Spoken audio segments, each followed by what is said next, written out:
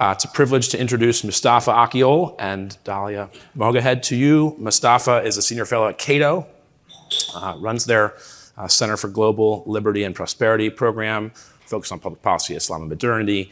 He's been a frequent New York Times opinion writer since 2013, has 4 books out, sort of a big hedgehog theme, if you will, is sort of reopening Muslim minds, the newest one, which a few of you I know have read, some of you currently are reading, Why I as a Muslim Defend Liberty, 21, The Islamic Jesus, how the King of the Jews became a prophet to the Muslims, a prophet of the Muslims, Islam Without Extremes, Muslim Case for Liberty. There's a podcast called The Thinking Muslim that calls Mustafa perhaps the most notable Muslim modernist and modernist and reformer. Mustafa will start us off with some thoughts connected to this book and ways that Islam and pluralism also connect in the United States. Then we'll hear from Dalia Mogahed, who runs the Institute for Social Policy and Understanding, which has a space in DC and a space in Dearborn, Michigan. She's born in Cairo, immigrated to the country age 4, as an author, advisor, and consultant, has her own practice. She ran the Gallup Center for Muslim Studies, which surveys Muslim opinion and really skewers some of the myths and stereotypes around Muslim attitudes toward politics. She's done a lot, especially after 9/11, a wonderful TED Talk, if you haven't seen, that has been very broadly viewed. She wrote a book with John Esposito called Who Speaks for Islam? What a Billion Muslims Really Think, based on 6 years of research and more than 50,000 interviews representing Muslims in 35 predominantly Muslim countries. She served on Obama's faith-based office, and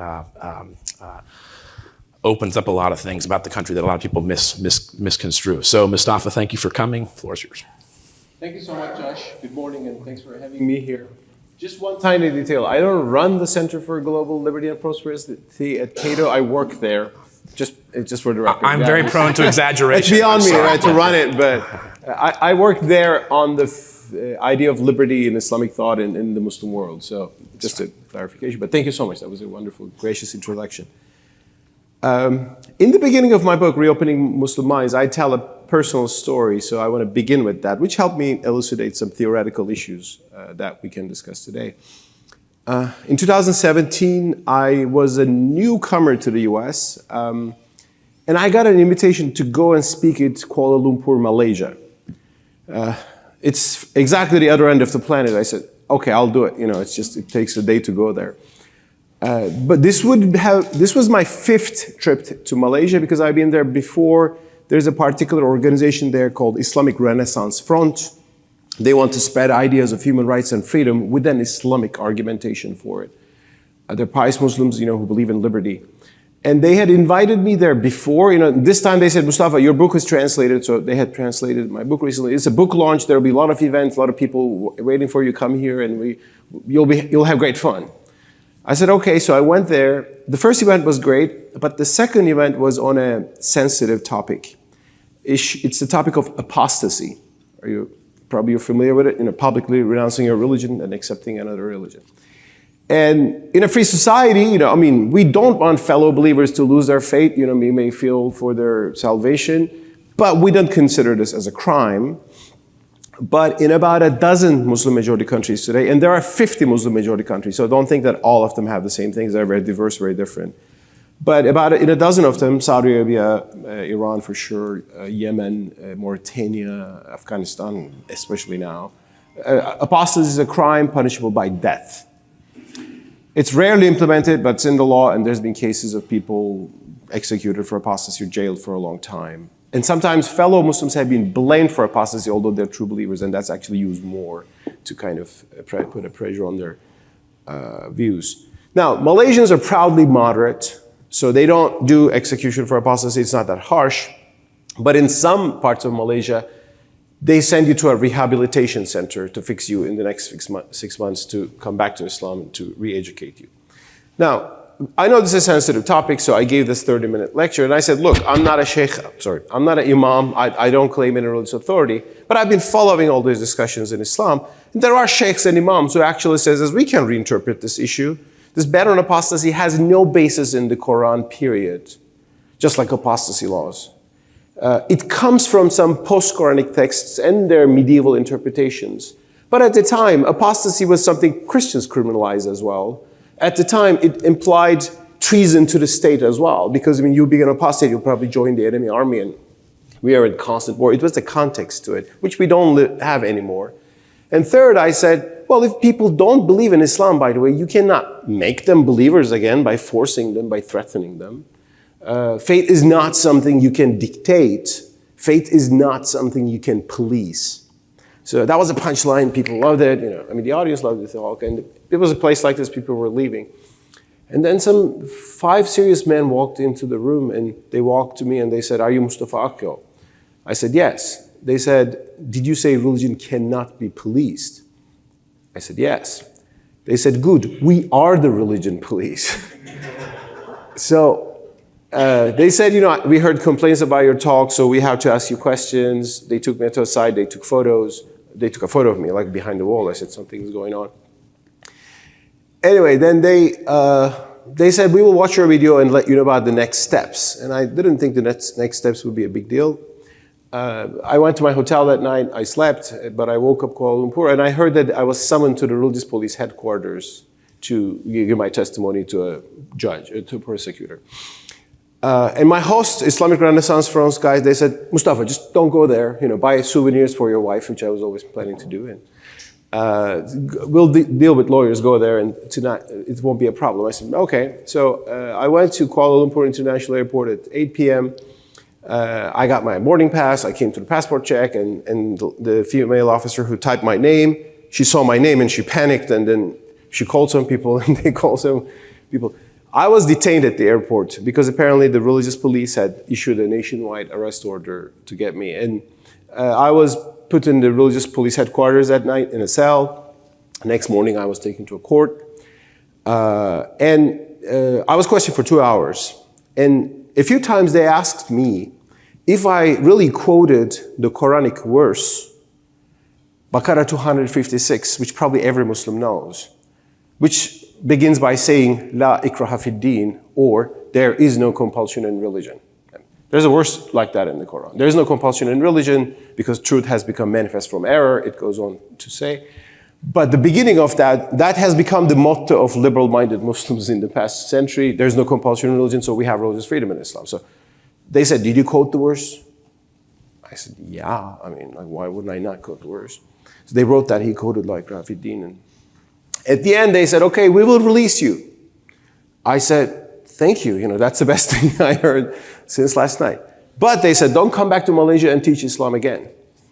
I said, "You can be sure about that." And then I got on the plane that I missed the other night. So I went out of Malaysia without any trouble. But I was thinking, why were they obsessed with me quoting La ikraha fid din? No, there's no compulsion in religion. Then I said, let me check how they translate it. Because I had seen some translations published in Saudi Arabia, which don't put it like that, which add a few words in parentheses into the text to explain it. And I checked the website of JAKIM, that's the religious ministry of Malaysia, and I saw that, they're doing what the Saudis are doing. So there is no compulsion in religion, that's the phrase. Instead writes, there is no compulsion in entering the religion. They just didn't put the parentheses, they put entering the religion. So, but what is the difference between there is no compulsion in religion versus there is no compulsion in only entering the religion? Well, the implication is you can enter, but you cannot exit. Right? Like Hotel California, as Malaysian liberals are saying. And this is not in the Quranic text. It's in the medieval jurisprudence. They take it as normative. So the Quran says this, it doesn't sound exactly, it sounds too liberal, so we have to do something about it. So they put that into the explanation.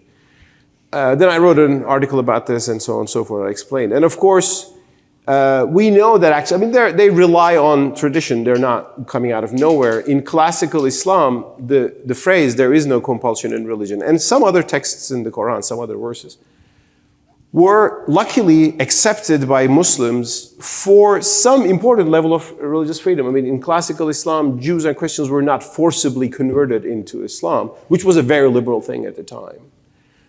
So actually that verse was functional, very important in Islamic history. But they also believed that we will not forcibly convert you, but once you're in it, you can't exit because apostasy is banned based on a narration that is reported from Prophet Muhammad, peace be upon him. It comes from just one narrator, not a multiple narrator, so its authenticity can be actually discussed. I mean, there are endless discussions about this topic, but they believe apostasy is banned, so we have to do this. Not just that apostasy is banned, also, they believe that once you're in the religion, your religiosity can be policed. Right? I mean, that's the main function of the religious police. Like in Malaysia is very mild on this, but if a Muslim drinks publicly, Chinese can, so there are a lot of bars in Kuala Lumpur. But if a Muslim is not supposed to, and if he does, the police will come and admonish him, and so on and so forth. In Saudi Arabia, it could be worse. In Iran, it could be certainly worse. Iran has religious police, as we all know, so it tells Muslim women to wear the hijab, the headscarf. Just like in France, they tell women to take it off. Iran tells them to put it on. None of them accept that women have the right to, choose their way of life and their way of practice.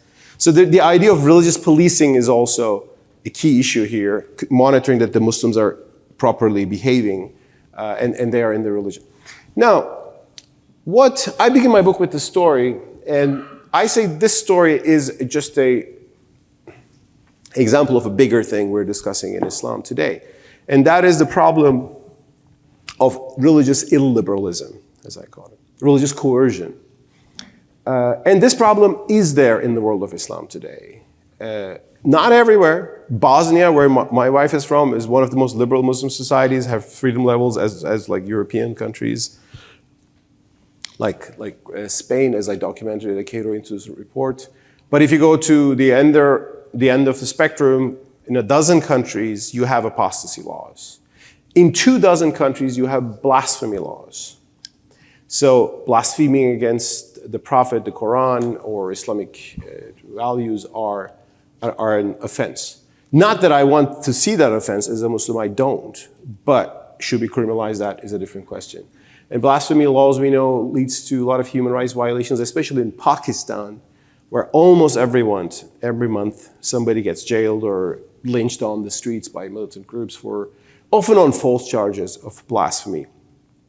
There are laws that give women less rights than men and give non-Muslims less rights than Muslims. So this problem is there. It is not even too marginal. And this is different from, I should say, the problem of terrorism, which attracted a lot of attention since 9/11, as we all know. Terrorism is incredibly marginal in the world of Islam. People who would sympathize with ISIS, Al-Qaeda, there's a very, very, very small minority, and actually they hate other Muslims more than anybody else. So that is really a problem of extremism. But when it comes to religious illiberalism, it has a bigger ground, and that's where I think it needs an honest discussion. Now, people actually discuss this issue. And some people say, oh, yeah, there's a solution. What is the solution? All Muslim societies need an Ataturk or an Iranian Shah, I mean, these are kind of early 20th century autocratic rulers which came and crushed Islamic institutions, banned the headscarf or the fez, in the Turkish case, tried to secularize the society by force. They did what the French love to do, forcibly unveil Muslim, the French secularists, not all French, there are true liberals in France too, but the French secularists can be hard. I'm not speaking about that. That was the wrong, solution to what we're speaking about. That was wrong in itself because it was authoritarian in itself and lead to a lot of human rights violations. Second, it only is counterproductive and creates a backlash. If you have not been following Iran and Turkey in the past 10, 40 years, you see a comeback of the religious conservatives in Iran in a much harsher and militant way, Turkey more mild, democratic, but still in a kind of revengeful way, which has some grim consequences. This is also not about some narcissistic crown prince coming in, giving some social freedoms while butchering his critical journalists who criticize him. So no, that's not where, that is again authoritarian in itself, and it will have wrong consequences. The solution is something like, and because before speaking on a solution, we should think that, is Islam the only religion who has this problem? Did Catholics ever do something against blasphemers or apostates, like heretics? Did people get burned in the stakes? Yeah, I mean, there's a whole history of Christian religious coercion and illiberalism that define much of Christian history, actually. Actually, for a long time, Islam was a more liberal religion compared to Christianity at the time. That's what Jews know this better than everybody else, because when they were persecuted in Europe, especially in Spain, for example, they were given to choose options to convert to Christianity or to die or to migrate, and they migrated to the lens of Islam repeatedly. So until the 18th century, actually, Islam was more pluralistic because we gave Jews and Christians the right to practice their religion. In Christian Europe, there was more persecution, there was more interfaith violence, sectarian violence, and so on and so forth. Now, Christianity changed, and it changed thanks to the historical process we call the Enlightenment. And the Enlightenment had an anti-religious and actually militant strain that I don't like, and I don't think that's not a solution. Actually, unfortunately, Muslims have always looked up to that as an example. But the Enlightenment had figures like John Locke or Moses Mendelssohn in the Jewish tradition. Enlightenment ideas, also Roger Williams in the United States, the ideas of religious freedom. They did not oppose their religious tradition. They reinterpreted it with a perspective of human freedom and human toleration. So that's why I say sometimes we are at a John Locke moment in Islam. And I emphasize John Locke a lot because when I read his first book, his great book, first time, A Letter Concerning Toleration, I said, oh my God, he's speaking about our problems. He says that religion cannot be coerced, and when you make people, try to make people bring to the same faith, to the true faith, people will not become true believers, but hypocrites. He says, religious coercion will lead to the contempt of his divine majesty, which is happening in Iran today. When you impose religion, it doesn't bring love for the religion, but it brings contempt to it. And that's why some people are burning their hijabs in Iran and becoming actually anti-religious because they despise the Iranian regime. So that is the kind of transformation. And how this looks like, whoa, apostasy laws. Let's discuss this for 5 days, right? Let's discuss blasphemy laws. Does Prophet Muhammad really say this? Or if he said that, was there a context to it that? Was that person in that war particularly targeted because he was a blasphemer or he had attacked Muslims in the first place? Like there are endless theoretical discussions on these issues, which I discuss in my book.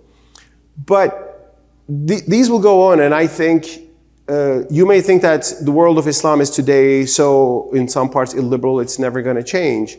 Sometimes the most illiberal time is when you begin to change because you see the consequences of that. That was what happened with actually the Lockean revolution. John Locke came after religious conflict and sectarianism within Christianity.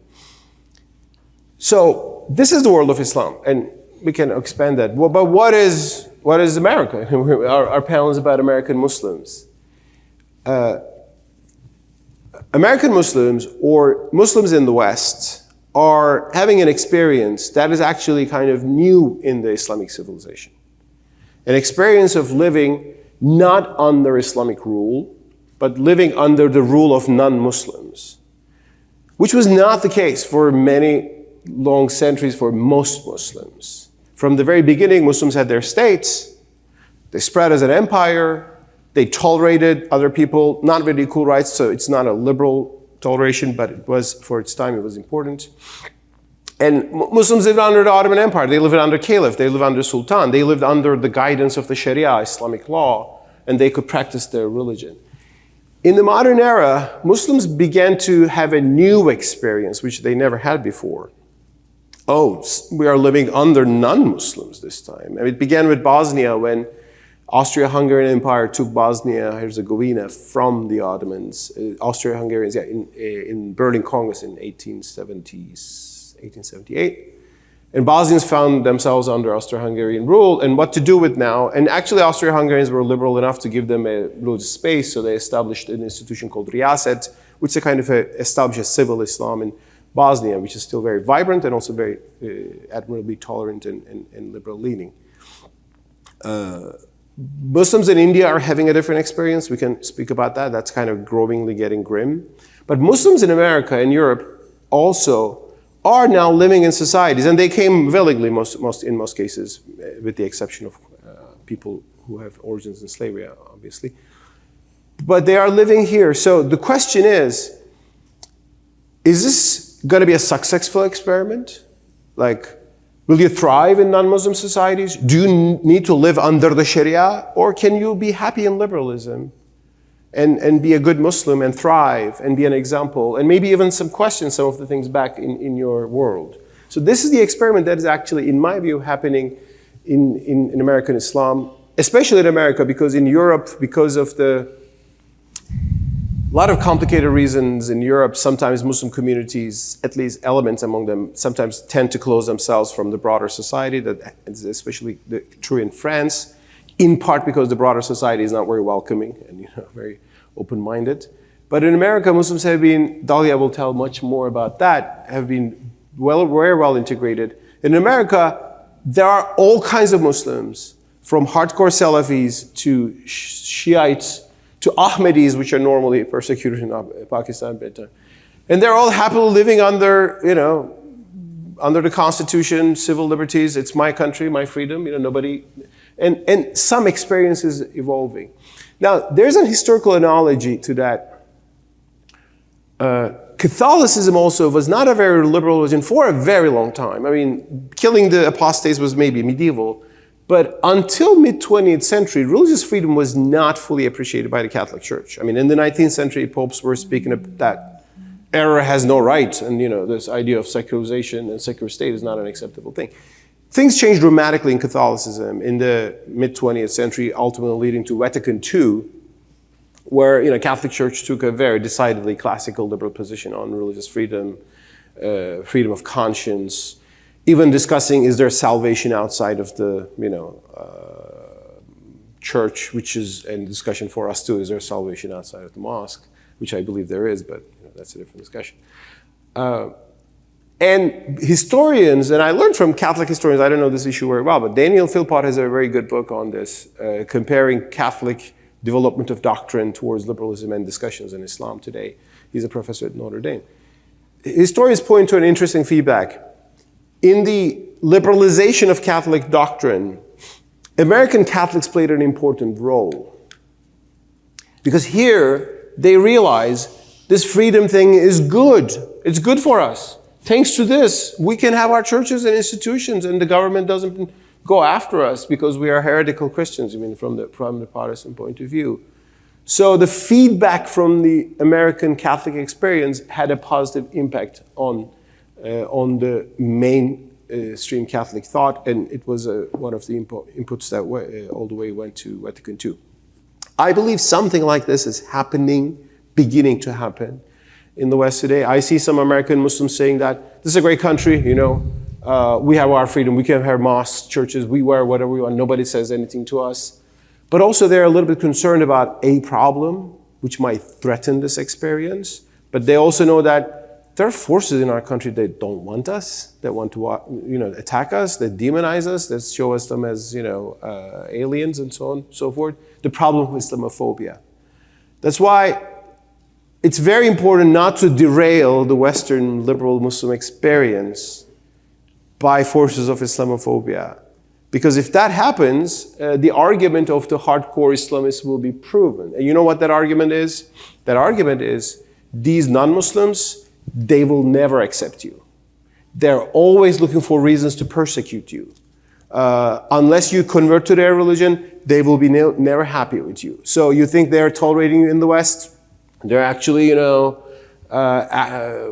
getting ready to persecute you in different ways, and something is worse to come. So let's make sure that that argument doesn't win, and the Muslim experience in the West goes successfully, so that Muslims in Pakistan or your relatives in Pakistan or Iran or Afghanistan can see that to be a good Muslim, you don't need to have an Islamic order that's going to punish what is un-Islamic. You just need a liberal order where you can proudly and safely practice your faith and manifest it. So that brings to the really important discussion we'll have today, which is Dahlia's. And so I'll stop it there. Thank you. That's great. Thank you.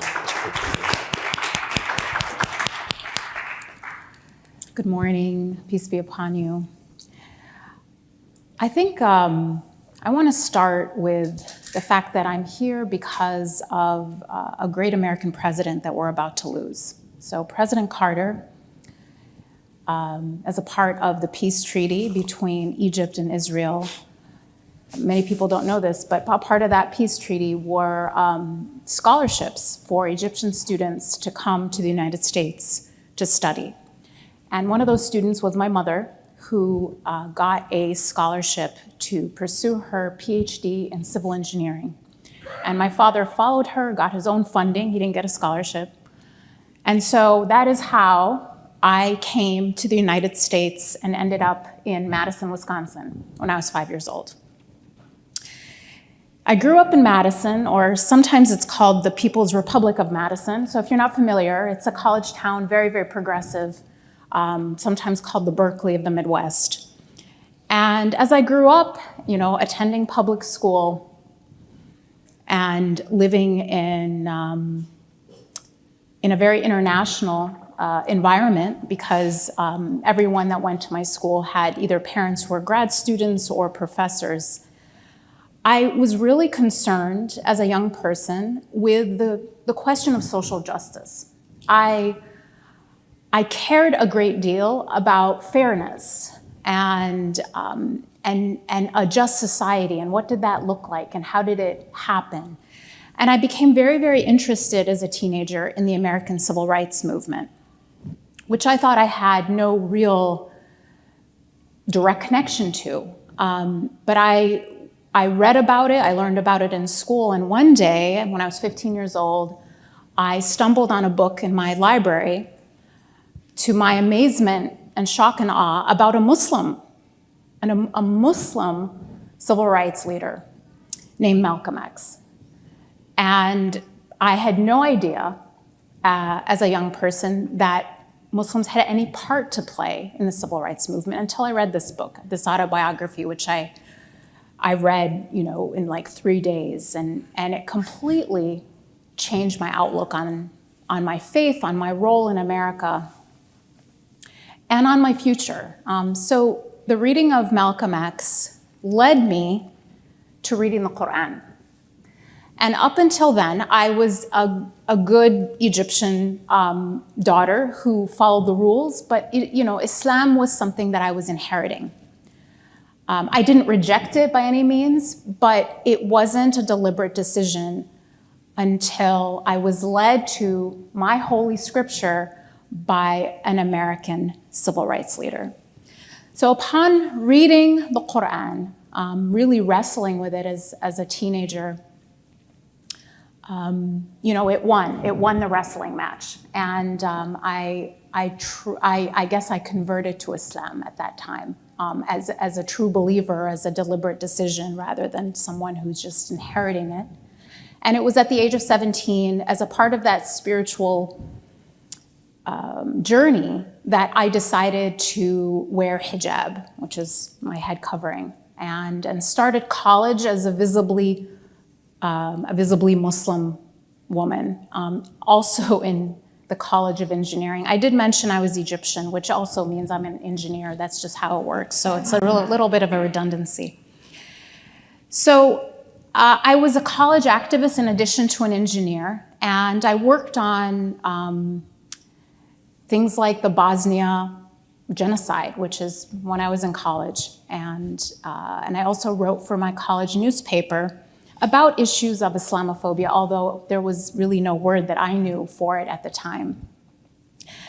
And upon graduation, I started a job in corporate America and retreated from this kind of activism. I got married, I had my first son, his name is Tariq, and I was just sort of living the American Egyptian dream. And one day we were going to be driving across middle America to start grad school, my husband and I at the time. And we had packed our bags up in a car, and my son was 3 months old. And we were having breakfast, watching the news, and to our horror, planes flew into the Twin Towers in New York. And it was, of course, September 11th, 2001. So I cannot really recount the emotions of that morning, except to say that I've never felt that way before. It was horror, anger, and confusion. And so we didn't know what was happening, what was going to happen, what anyone was thinking. So we postponed our drive to Pittsburgh from Cincinnati till the next day. And then when we were driving across Ohio and into Pennsylvania, we waited as long as we could to get gas because we were literally afraid. We just didn't know what people were feeling or thinking that the next day after that attack. And I remember the first time in my life that I was afraid for people to know I was a Muslim. And when we stopped for gas after we had no choice in the middle of nowhere, for my own safety, I sunk down into the car so that no one could look into the window and see me. And we finally got, to where we were going and got to our apartment in Pittsburgh. And it truly felt not only like we were in a new town, but a whole new world, like everything had changed overnight. And that was a Wednesday. And so that Friday is, of course, the day that Muslims gather for congregational prayer. And there were warnings that were being issued by different organizations that it might be a target, and people were actually being encouraged not to go to the mosque that day. And this wasn't paranoia. I have personal contacts with people who their Islamic school had bomb threats, and people were being beaten up in the street and so forth. So this wasn't, there were actual arson attacks on mosques during that week. This wasn't just paranoia. There was some concern, and some of it was justified. So I really had a choice to make. Me and my family, my infant, should we go to the mosque that Friday or not? And it was a brand new city. We didn't know anybody. We just didn't know what the relationship was between the community and sort of their neighbors and so forth. And so we decided initially not to go to the mosque. We thought, why not just be safe? It's just better to stay home. And then as I sort of thought about it, I thought, these people attacked our country. They attacked our country. And I'm not going to allow them to dictate how I practice my faith in my own country. So we decided to go to the mosque that day. And, it was a tense car ride, and I put my son in the car seat, and mostly just not knowing what to expect. A protest, angry neighbors, who knows? So we got there, we parked the car, and the parking lot was completely full, to my surprise. And I took my son out, I was carrying him, I took my shoes off, went in, and what I saw completely took me aback. It was one of those moments where, it took my breath away. And it was that a full half of the congregation that day weren't neighbors that came to express anger, but rather solidarity. A full half of the congregation were people of other faiths and no faiths who had come to, in really courageously and compassionately, to say, you are safe here and you are accepted. And it completely changed my feeling and my outlook about this new city and this new America that we were now living in. And it was really at this moment, if I trace it back, that I rededicated myself to being a bridge builder and an educator. And that is what I'm here to do as the director of research at the Institute for Social Policy and Understanding, before that at Gallup.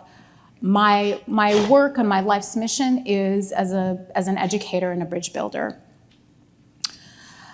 And so today's main discussion is, what are some of the obstacles to realizing some of the things that Mustafa talked about in terms of the American Muslim context being a space, an intellectual space for these important discussions. I want to talk to you about Islamophobia as it exists today in the United States. And my thesis is that I don't want you to worry about Islamophobia because it impacts me. I want you to worry about Islamophobia because it impacts you. My thesis is that Islamophobia is a threat to every single American, not just the 1% who identify as Muslim. We're only 1%, by the way. And that is because it makes everyone less free and less safe. And so first I want to make the case that it exists, in case that is not apparent. If you're not experiencing it every day, I understand. I get it. You may not realize what it is and how it manifests. The second thing is I want to make the case why it makes everyone less safe and less free, and then I will end with some recommendations for what we can do about it. So what are the manifestations, or how do I make the case that it exists? Well, first, we just, very simple, is Pew just came out with a report about American perceptions of different religious communities. Which ones are the most warmly regarded? Which ones are the least warmly regarded? Well, spoiler alert, if you haven't read the report, Muslims are the least warmly regarded major religious group in America. The good news, and I was actually happy about this, is that the plurality just have no opinion, which is great. I'm like, let's go with that. Let's go with no opinion. But it is, the net is negative. And they are the least warmly regarded of any faith community. And that is hardly surprising. And we at ISPU have been doing scientific surveys of American Muslims, American Jews, American Catholics, American Protestants, and non-affiliated Americans for the past 7 years. And what we found year after year after year is that a majority of American Muslims, the most likely faith community in America, says that they have faced some frequency of what they believe to be discrimination for their faith. And it's roughly 60% year after year. Doesn't matter if Obama's in the White House or Trump or Biden. It's just the stable numbers. Around roughly 60% have experienced or report experiencing some frequency of religious-based discrimination. The Jewish community, it's around 52%, and it has been rising. Muslims are around 60% most likely to report that, but it's very stable across the board. Now, the manifestation of that discrimination is what makes Muslims unique and different from other minority faith communities in America. And that is that it is not only interpersonal, from a coworker or interacting, with people at the grocery store. I think every Muslim has some story to tell you about some microaggression or something being screamed out at them or whatever. But it's that it's institutional. That's what makes it different. Other religious minorities in America, their experience of religious discrimination, according to the research, is much more interpersonal. Where Muslims are different is that we're also experiencing on the institutional level things like banking while Muslim, your bank account gets closed, or your business bank account gets closed, or something gets flagged. Twice as likely to experience issues while banking, while interacting with law enforcement, traveling while Muslim, applying for a job, so experiencing discrimination while applying for a job. And the list goes on, and even things like in the judicial system around sentencing, and this is very well documented. 4 times the sentence for very similar plots, not things that have been executed, but ideologically motivated plots. So you have a Muslim defendant and a non-Muslim defendant, both planning plots to do terrible things, very similar in nature, and the Muslim will get literally 4 times the sentence for very similar crimes. So that's how it impacts adults. It's also impacted, it doesn't discriminate, by age though. There's also, unfortunately, children, and bullying is a huge problem. So roughly half of Muslim families who have children in school report having their children having been bullied at some frequency in the past year for their faith. Again, the most likely faith community to be targeted for bullying.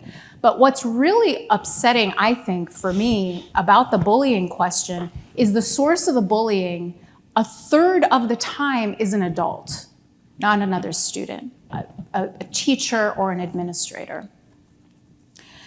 So if that's kind of the manifestation of Islamophobia, what causes it? What is the cause of Islamophobia? And the easy answer, and the answer that I've always subscribed to, is 9/11 is the cause of Islamophobia. Duh. But the data makes that much more complicated. And here's why. Pew has been tracking a sentiment among Americans for the past 22 years, even before 9/11. And something really strange about that is when it spikes and when it doesn't. So the sentiment, there's two different questions that they've asked, and I'll start with the second one. The second one is they've asked the American public whether or not they believe that Islam encourages violence more than other religions. So this question was asked first of the American public in November of 2001, right after the attacks of 9/11. And it's been asked throughout the past 2 decades. Now, if you think about it, this question about Islam encouraging violence more than other religions, one would expect, and understandably so, that it would be very high right after a horrific terrorist attack, and then become, as people sort of gain perspective, learn more, go down slowly over time. But in fact, the opposite is the case, where in 2001, November of 2001, 1/3 of Republicans and 1/4 of Democrats said that they believed Islam encourages violence more than other religions. And that is among Republicans, the lowest it'll ever be. Do you know what it is today? Or at least in 2017, that's the latest.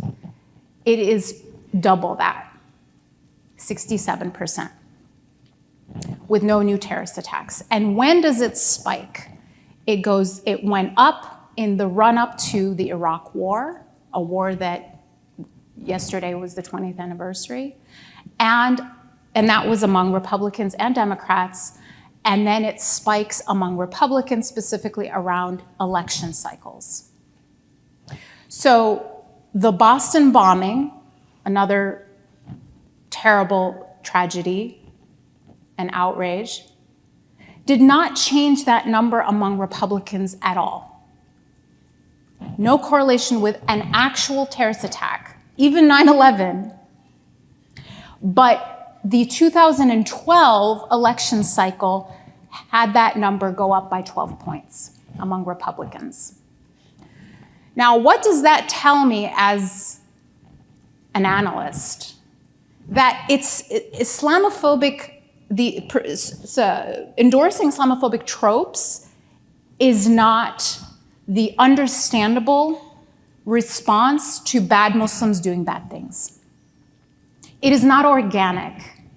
It is a tool, Islamophobia is a tool of public manipulation.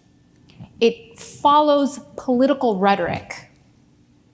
So right after 9/11, George W. Bush came out and said, this was not Islam. And I will forever be grateful for that. And people heard him. And so only a third of Republicans had, endorsed this trope. But when it became necessary to drum up support for the Iraq War, that number actually started going up, not down. And there was a spike in that perception around 2003. In 2003. It started to then go down and started spiking among just Republicans around election cycles. So we are being,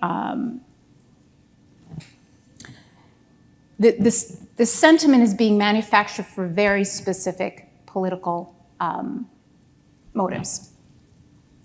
The other thing to keep in mind, so if it's not sort of explained simply by 9/11, what does explain it? There's a number of things. The first thing that I encourage you to read more about is the Islamophobia industry. This is not a conspiracy theory. This is not something that is imagined. This is a documented phenomena. This is a documented group of individuals and institutions with access to millions of dollars whose entire mission it is to churn out fear of Islam and Muslims. I encourage you to read a report called Fear Inc. and Fear Inc. 2.0 that documents this industry. The Center for American Progress issued both of those reports. There's also the issue of the media, and it's always very sensitive to talk to a group of journalists about the media. But it's important to keep these, to make these things real and to have an honest conversation about it. So this is according to media content analysis. So in 2015, an organization called Media Tenor that does media content analysis of all kinds, mostly for corporate clients, did a study, and they've been doing this for a while, and they found that 90% of coverage of Islam and Muslims in US news media was negative. And this was specifically TV news media. That same year, they looked at coverage of North Korea, and it was 70% negative. So you have this global religious community, of which most are allies of the United States, more negatively portrayed than a country that was literally threatening to nuke California that year. And the global Muslim community is more negatively portrayed. Again, Media Tenor is out of Germany. No dog in this fight, just doing this study. And just in case we only blame TV news media, because that's what it was, another study out of 416 labs found that the New York Times portrayed Islam more negatively than cancer and cocaine over the past 25 years. So it's not when I say media, these things are documented.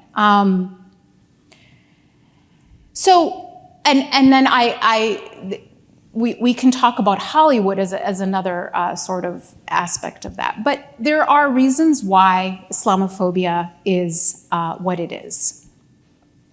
What are the direct impacts of Islamophobia? Why should anyone care who isn't being directly, or so they think, is not being directly impacted? So some of the more obvious ones, as I've already kind of laid out, is it does impact Muslims. And as moral human beings, we should care about our fellow, human beings if they're being unjustly treated. So it makes us less safe. I'll start with the obvious. Muslims are less safe, right? If you look at things like what happened in New Zealand, this was 4 years ago on March 15th, I don't want to call him crazed, he was sane, fully sane human, went in and killed 50 people while they prayed. But those are such extreme events. They still happen. It does make Muslims more less safe, and hate crimes were at their height in 2016, even more than after 9/11. But then there are these institutional manifestations, which I also explained. Now, how does it make other Americans less safe? Well, here's just one example.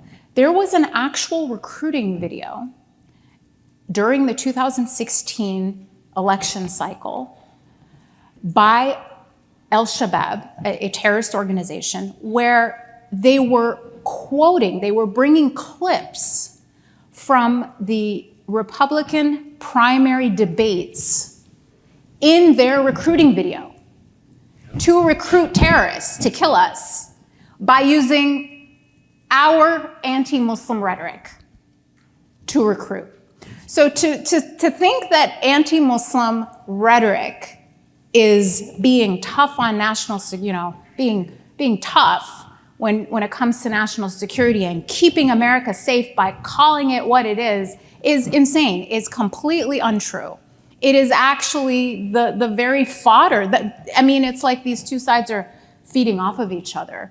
The actual deviants, I don't even call them extremists, because being extremely Muslim means you're very charitable and very compassionate. You're a deviant. You've gone off the reservation. You're not. If the Quran is a recipe book and it says 1 teaspoon of sugar, it's not. An extremist puts a cup of sugar. A deviant person, which is what I think these people are, put a cup of cyanide. They've got it completely wrong, right? So if they're using anti-Muslim rhetoric in our political landscape to recruit people, to enrage people, to alienate people even further, then that's not keeping us safe. Islamophobia is very unsafe. But it also makes us less free. And here's a couple reasons why. So at ISPU, we've created something called the Islamophobia Index. And what that is simply a measure of the level of endorsement the public has for specific anti-Muslim tropes. So there are 5 of them that other researchers have found correlate with acceptance of policies that are anti-democratic. And what you find is as this number goes up, a few things happen, and all else being equal, so this is like a linear regression. When people endorse these 5 tropes, they're also more likely to do a few things. One is endorse anti-Semitism and anti-Black racism, endorse anti-democratic policies like suspending checks and balances and freedom of the press in the wake of a terrorist attack, so it's bad for democracy, and endorse or sympathize or sometimes think is okay political violence. So Islamophobia is correlated with anti-democratic views, racism and anti-Semitism, as well as political violence or endorsement or sympathy with political violence. So it makes us less safe and less free for those reasons. But ultimately, it's fueled by fear. And according to neuroscience research, fear makes us more likely to succumb or to endorse authoritarianism, prejudice, and give up our own rights. Fear kills freedom. So if Islamophobia is bad for everyone, what should we do about it? Well, we have people in this room that have a great deal that they can do and have incredible impact on how people see the world, right? The first draft of history, informing people to enable democracy. So what can media professionals do? And we have an entire toolkit on our website that you can have for free at ispu.org/journalists. And I think some of you have gotten an email with some links as well from my colleague at ISPU, Catherine Copeland. So the first thing is to recognize what are the narratives that underpin Islamophobia and to become aware of them. And to understand to actually question them. Are they accurate or not? And then to become much more critical in the way that we consume news and write it. So one of the questions to ask is, what's religion got to do with it? If this exact same story was being written about a Christian or someone from sort of the dominant culture, would we rush to explain their behavior with their religion? Would we be asking the same questions? Is a Muslim capable of being mentally ill? Yes. Could they have something in their childhood that made them act that way? Absolutely. Religion is not the only explanation for Muslim behavior, especially when it's bad behavior, right? So to become much more critical with, is this really explained by faith? A second, broad piece of recommendation is around how we cover Muslim women. Muslim women are by far, even more than men, believe it or not, the most stereotyped group when it comes to covering American Muslims or Muslims in general. Again, this question of, can we explain whatever we're doing according to the state of the human race rather than Muslims? So for example, we do research on Muslim communities as well as other faith communities, and one of the questions we ask is around domestic violence. Domestic violence is a human problem. It is actually as prevalent in Muslim communities as it is in Catholic communities, as it is in non-affiliated communities. This is a human problem. So if we're writing a story about domestic violence in a Muslim family, how do we write it as a manifestation of the human condition rather than an essentialized Muslim problem? And these things are incredibly important because it helps to reverse this idea of otherization. And then finally, the third thing, and there are many other recommendations in our toolkit, but the third thing is to really be very critical with the idea of otherizing Muslims in the way that we speak about them. There's never been an America without Islam. There's never been an America without Islam. There were Muslims who were fighting in the Revolutionary War. This is a real thing. So to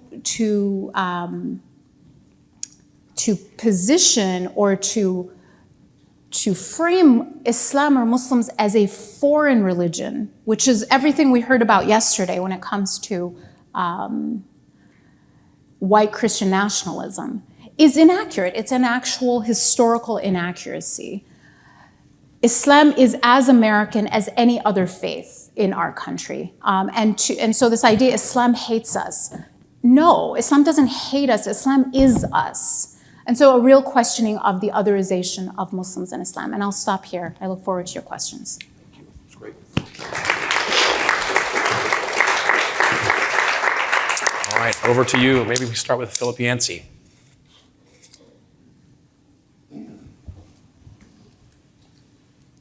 I heard this statement from a Muslim layman who is fairly well educated, and he said this. He said, I've read every word of the Christian Bible, especially the New Testament, and I can't find any advice on how to live as a majority in a country.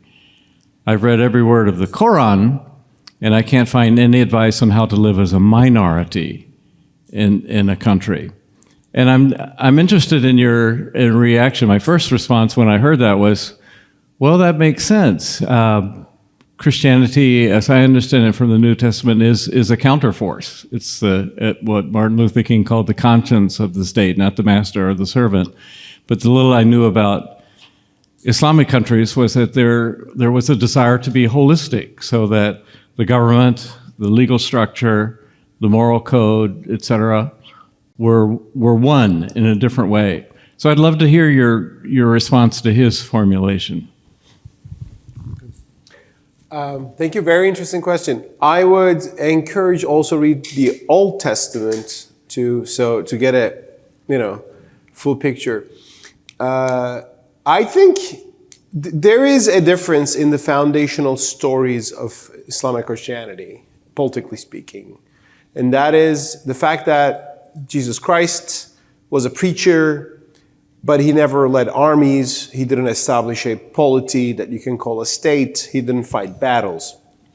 Moses and Joshua did, by the way. So there's a lot of discussion of that in the Old Testament. So that's why you should have always the Old Testament in mind while understanding the Islamic story too.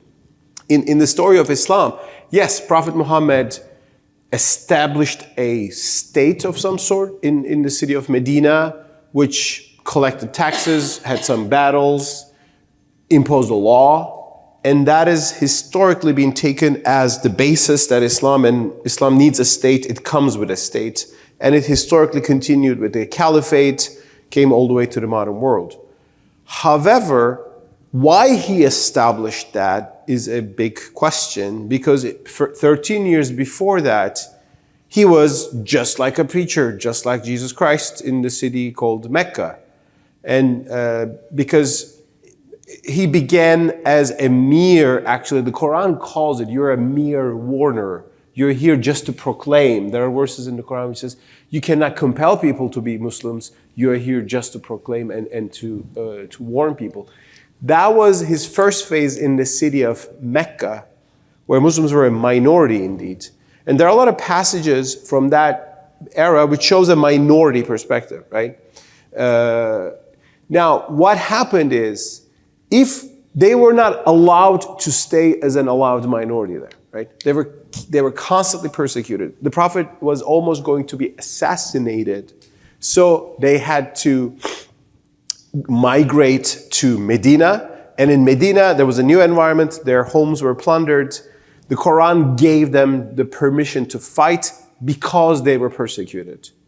And ultimately came the last 10 years of...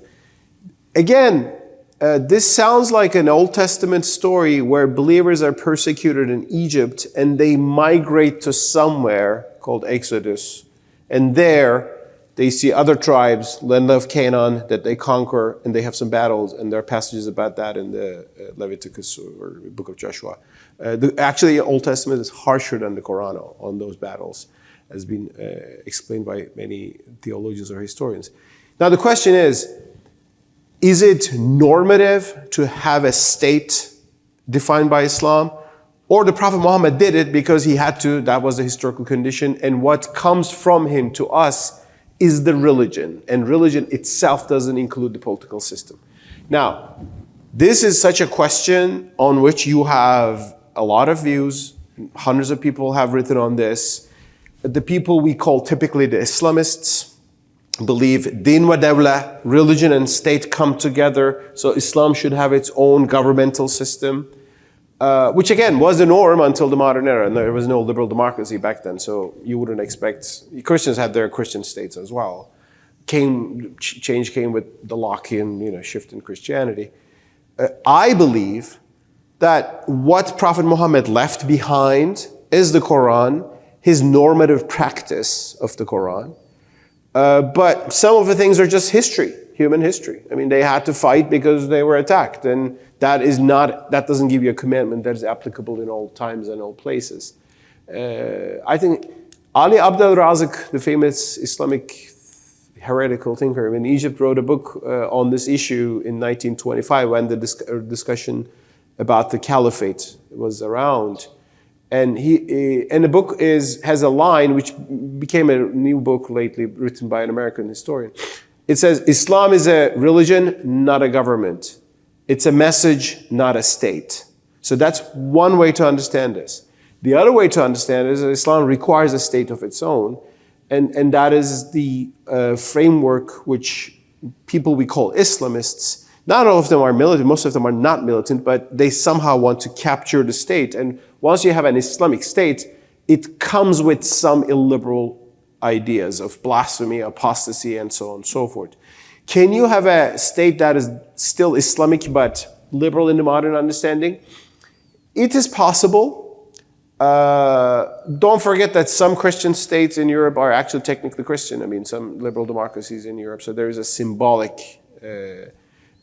nature of Christianity, but you don't execute non-Christians for their heresy.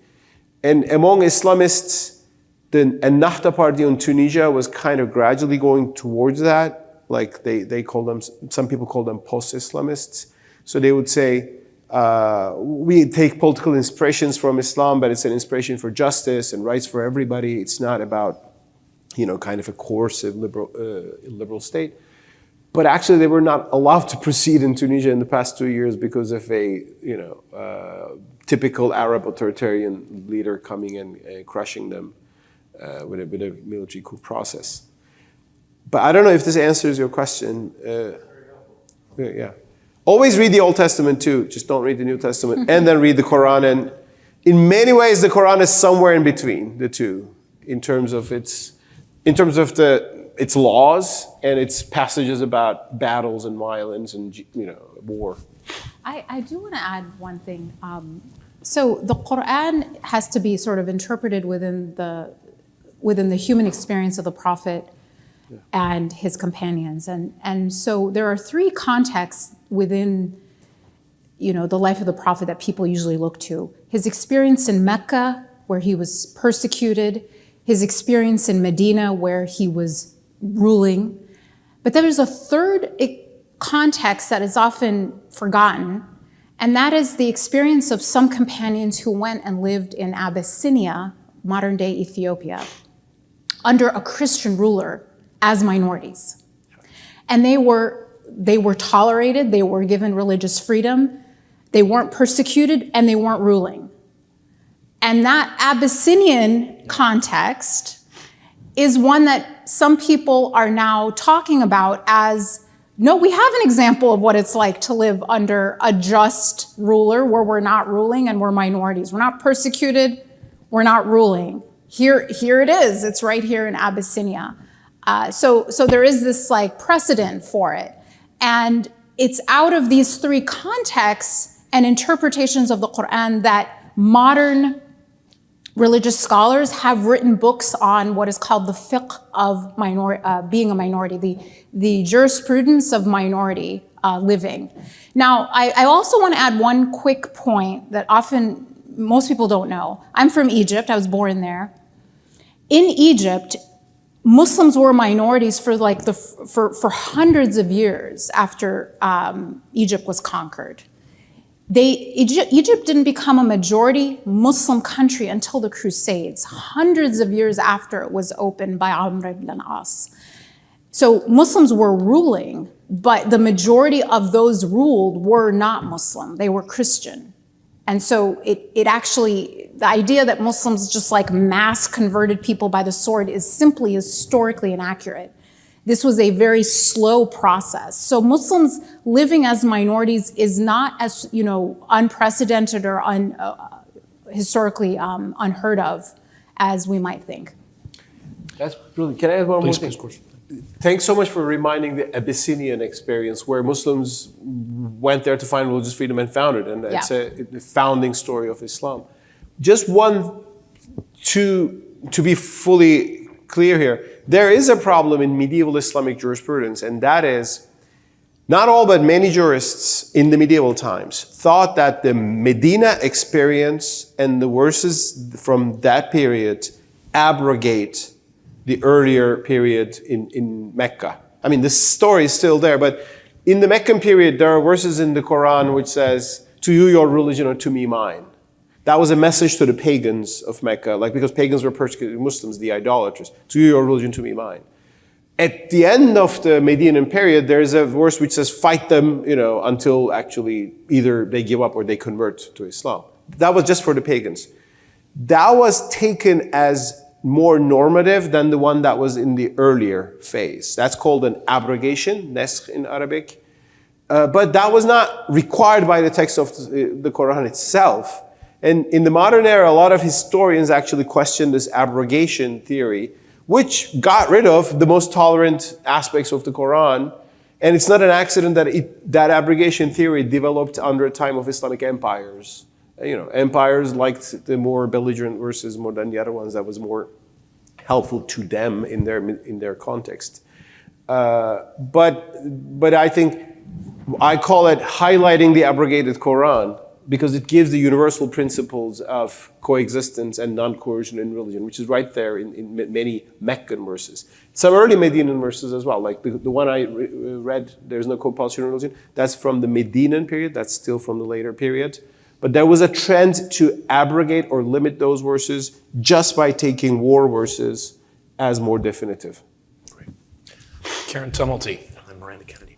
Well, again, I want to thank you so much. This has been fascinating. Dalia, I was interested in a couple of points that you made. You talked about how important it was that George W. Bush went to a mosque right after 9/11. I mean, the presidential leadership. But you also talked about Islamophobia being a tool of public manipulation, which of course had me thinking about Barack Obama and the degree to which the falsehood was spread that he was a quote unquote secret Muslim. And, at least the polling that I was seeing back then was that this belief had taken root in, wasn't it like over half of the Republican Party? Could you talk a little bit about that and kind of the degree to which the corrosiveness of that sort of otherization narrative? Yeah, I was going to say something yesterday about the fact that President Obama was attacked by the insult of being a Muslim, right? Where people defended him by saying, no, he's a good family man, he's not an Arab. And yeah, he goes to that radical Christian church, but right. And it's interesting because being called a Muslim is code. It's code. I don't think that they actually believed he was praying to Mecca 5 times a day. I just don't believe that. I think what it was shorthand and code as not of us. So Muslim was this like shorthand. And what they really were saying is he's black. But they couldn't say he's black. So they had to say, oh, he's Muslim and he was born in Kenya. And what it was it was actually white Christian nationalist rhetoric cloaked in this otherization of Barack Obama as a Muslim, because Muslim is like the shorthand, the sort of culmination of everything that is not us.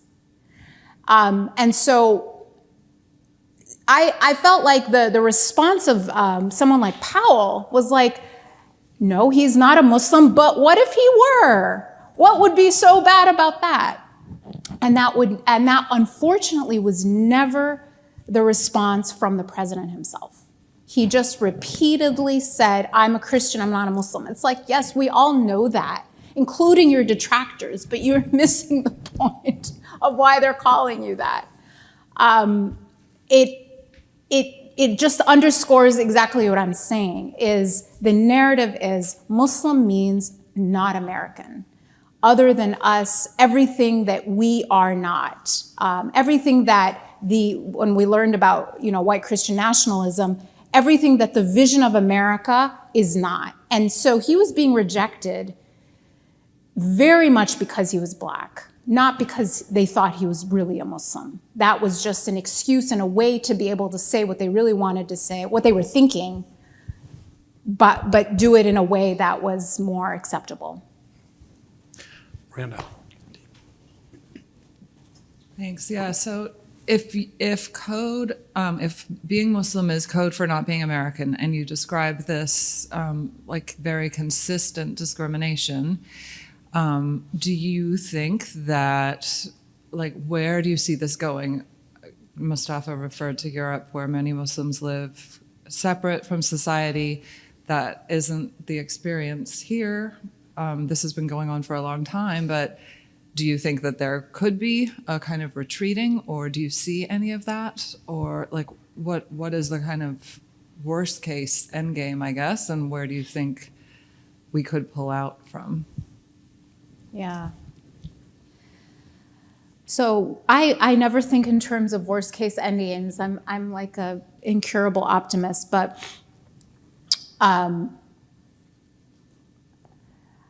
I think that, when I look at my children and young people, I don't think a retreat is really what could happen. What I see more likely is it's an alienation that isn't a retreat. It's not about being integrated or not integrated. It's being an American who's alienated. That's very American. And being a young, alienated person is about the most American thing you can be. So that's what I think will happen in the worst case scenario, is alienated young people who don't want to vote, who don't want to be involved, who don't believe in this whole project, who just all think it's a lie, and are sort of living life like that.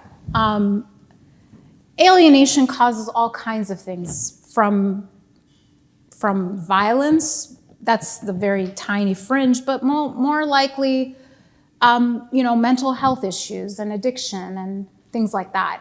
I think that's the worst case scenario, is just not feeling any sense of belonging in this mutual, in this collective project we call America. What I hope for is a recognition of how these narratives and these ideas are harming everyone. So we talked about white Christian nationalism and how it's a threat to democracy. Islamophobia is a branch of that. It's one of the key pillars of this ideology. Although I don't blame white Christian nationalists for all of Islamophobia. There's, it's a culmination of factors. But this is, Muslims are the canaries in the coal mine, so to speak. This is a toxic environment that, if we don't address it, will harm all of us in terms of our democracy and our future and our sense of belonging in our own country, no matter our background. How about we do one more from Roeda Abdelaziz from HuffPo, and then we'll take a quick break. Dalia, you mentioned, thank you both first and foremost, that the role of media in perpetuating Islamophobia, despite the different political environments that we're in, it kind of stays the same. So I was wondering if you have some thoughts as to probably the most common mistakes you see in journalism in terms of perpetuating Islamophobia, and what needs to change specifically for, as a room full of journalists, so that they are not complicit. Yeah, thank you for asking. I tried to do that at the end. I was running out of time, but I think there are sort of like three very common mistakes. One is religion explains everything a Muslim does that's bad.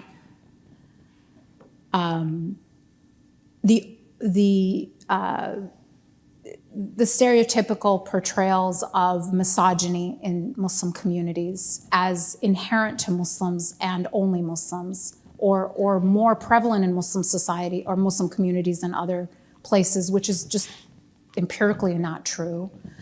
So issues of misogyny, issues of religion explaining bad behavior, and then the third is the otherization of Muslims as not of us, not from us, foreign, other. Those are really the three major ones. And the way to correct those is to just examine them and be very critical about our own thinking. The thing about unintentional bias or implicit bias, it's not a question of if, it's a question of which one. 100% of us has has an implicit bias about something. This is a part of being a human. The only way to get around that is to become aware of that. Become aware of the elephant that we're all riding. We're all riding an elephant, right? And the elephant we don't often even know exists. To become aware of our implicit bias is how we grow. It doesn't mean we're terrible people, it means we're human. Some of us have power to act on that implicit bias, some of us don't. If we do have power, then it's even more important and more incumbent upon us to become aware of those implicit bias. Maybe there's time for one more. Can we do Christine Nemba before we got a break? Let's do Ann Snyder. She's closer. Perfect. Great. There's a complex formula. It's like how many questions and how many times to faith angle. And Ann Snyder. Christine's question will be smarter, but so, and you just answered this a little bit, Dolly, or touched on it with this worst case endgame of the alienated younger person, and I totally agree, that's like the most American thing ever, very tragically. But it relates to liberalism, and you said, Mustafa, we're in this like John Locke moment, that you think Islam globally and like emanating out of this sort of American global influences in this John Locke moment.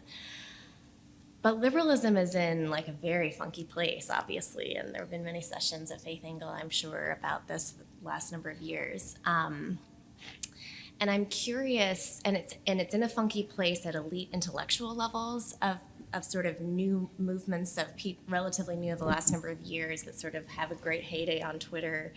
I might call like a Jordan Peterson figure. I'm talking about like cultural liberalism. Yeah. Or of course at much more extreme levels, Andrew Tate, sort of on the one side, like far right, revivifying this like Nietzschean masculinist, frankly, like a idolatry of this like European man is what it means to be human, and kind of a desire to like beat back against the chaos that cultural liberalism has unleashed. And then you've got sort of a counter reaction in the American context on the far left. And I'm just curious if there are any trend lines you're noticing in the great diversity of younger American Muslims today.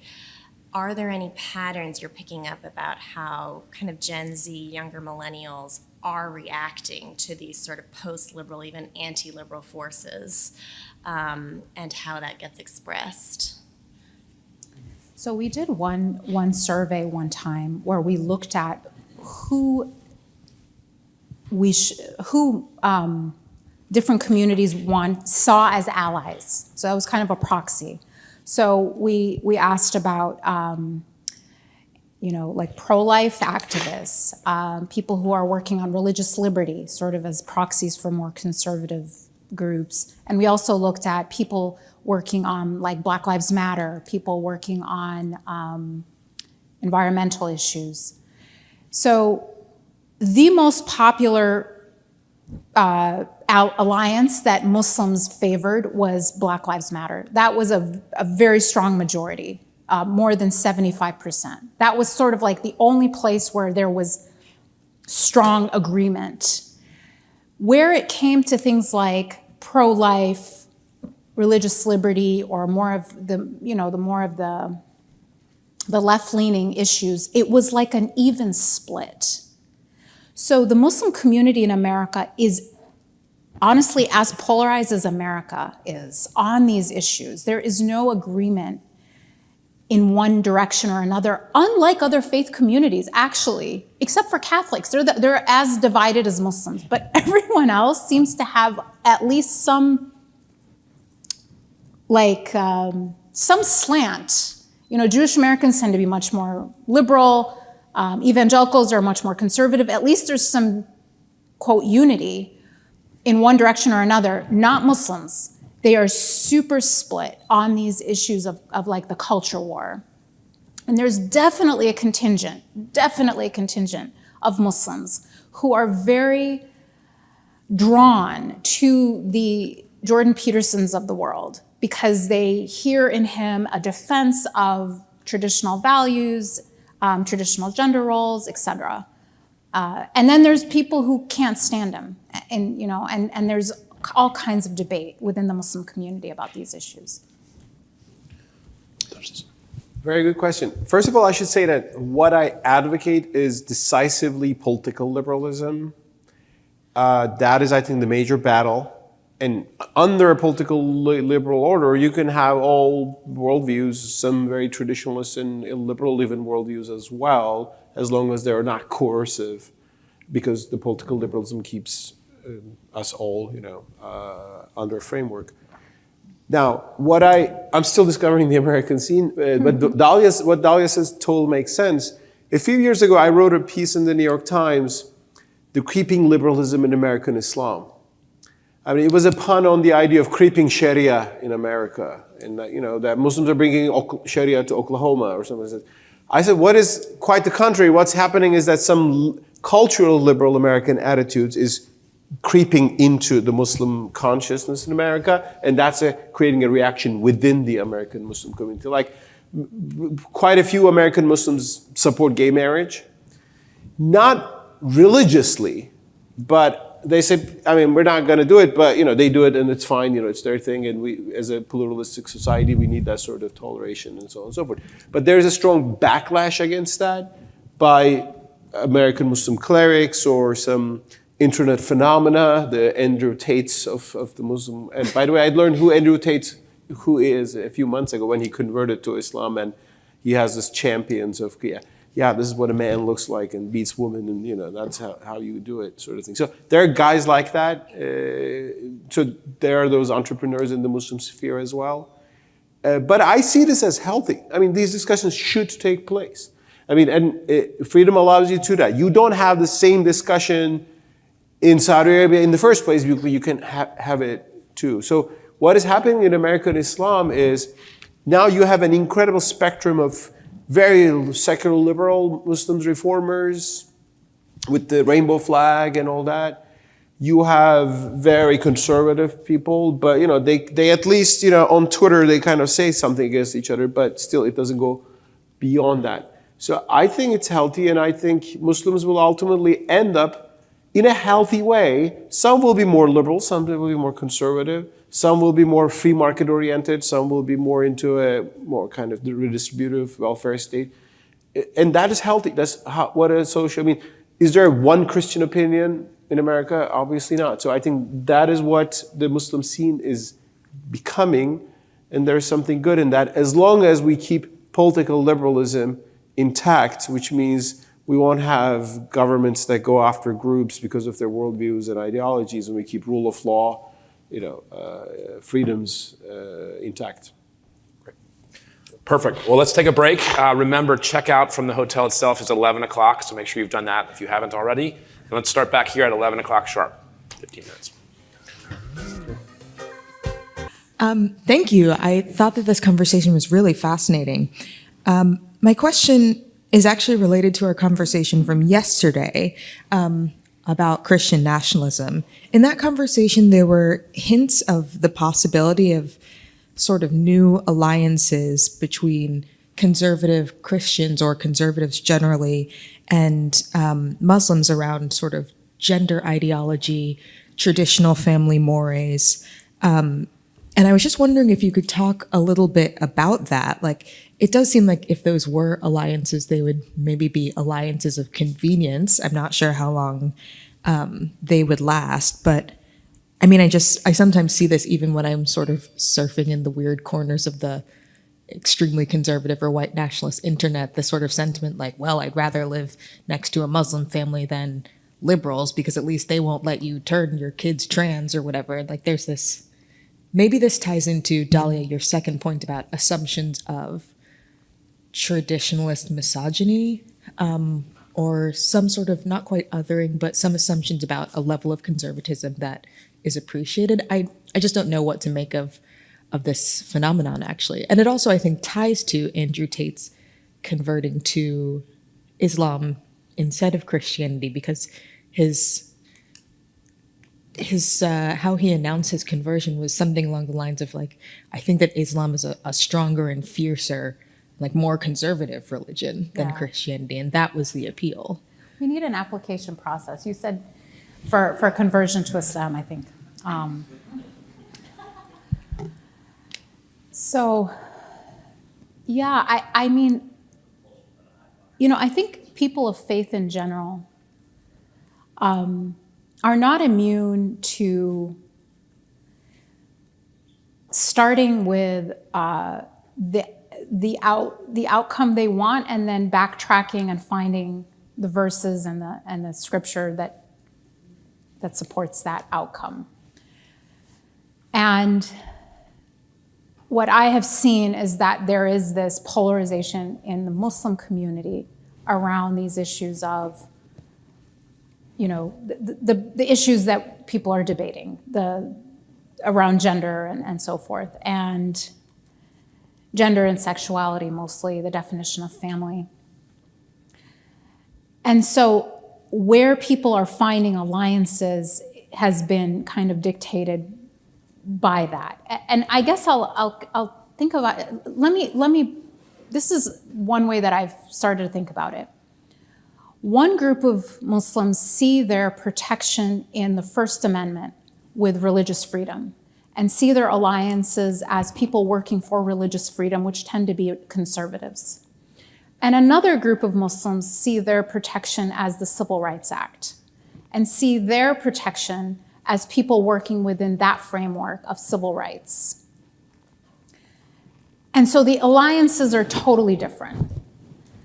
I'll also add one more piece that I don't think has been discussed, which is Muslims' racial background. Muslims are the most racially diverse faith community in America, with no majority race.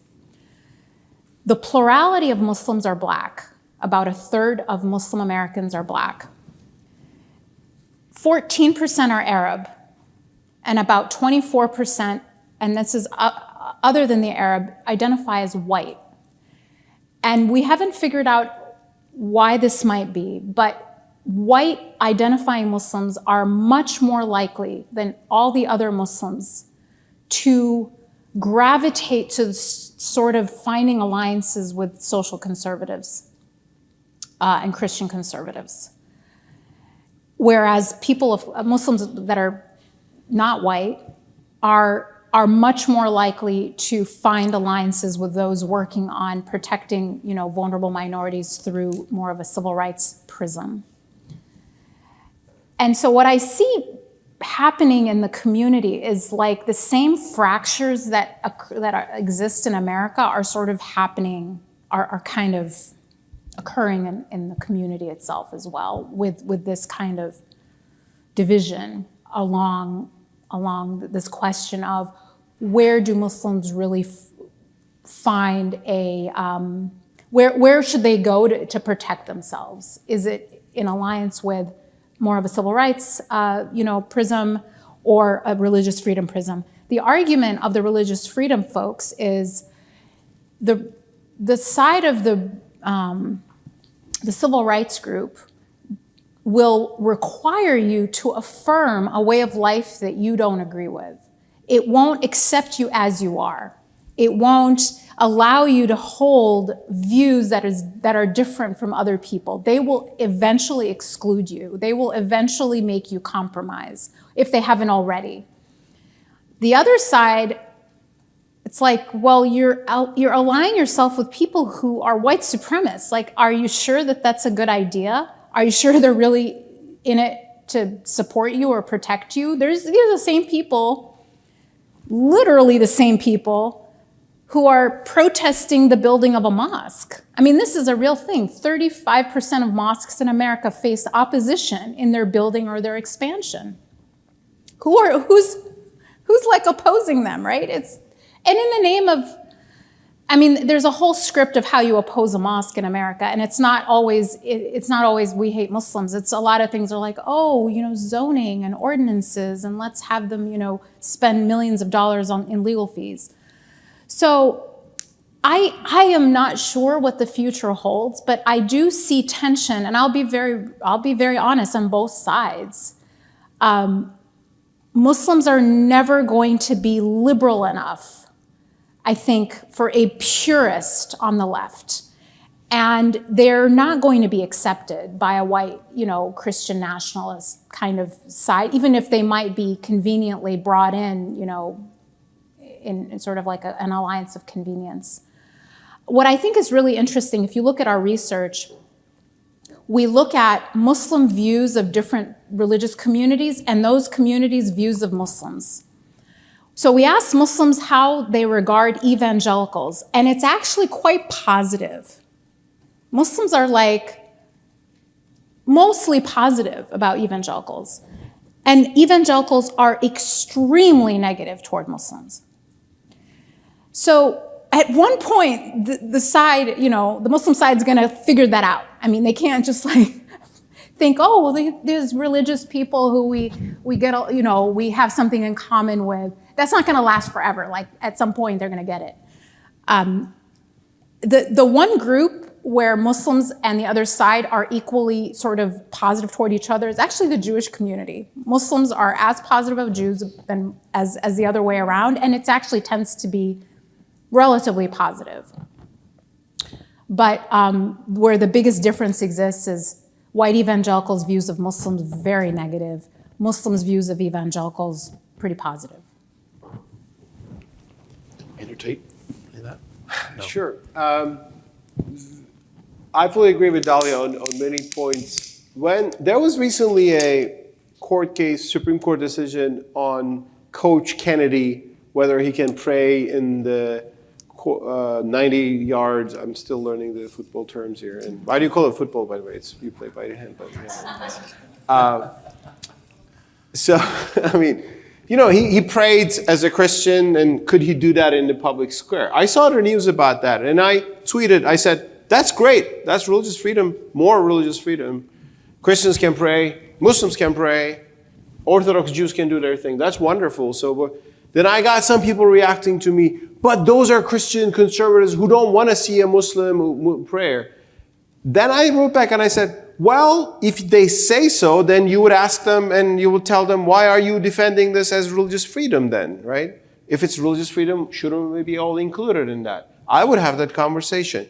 But then I heard some Christian conservatives who say, yeah, sure, we would welcome Muslims too, no problem with that. What we don't like is those liberals who don't want any of us to show our faith. And now, this shows, I think it's complicated. I think Muslims, as I see in America, mainstream, practicing Muslims, on the one hand, identified with other people of faith, especially Christians, because, they value faith.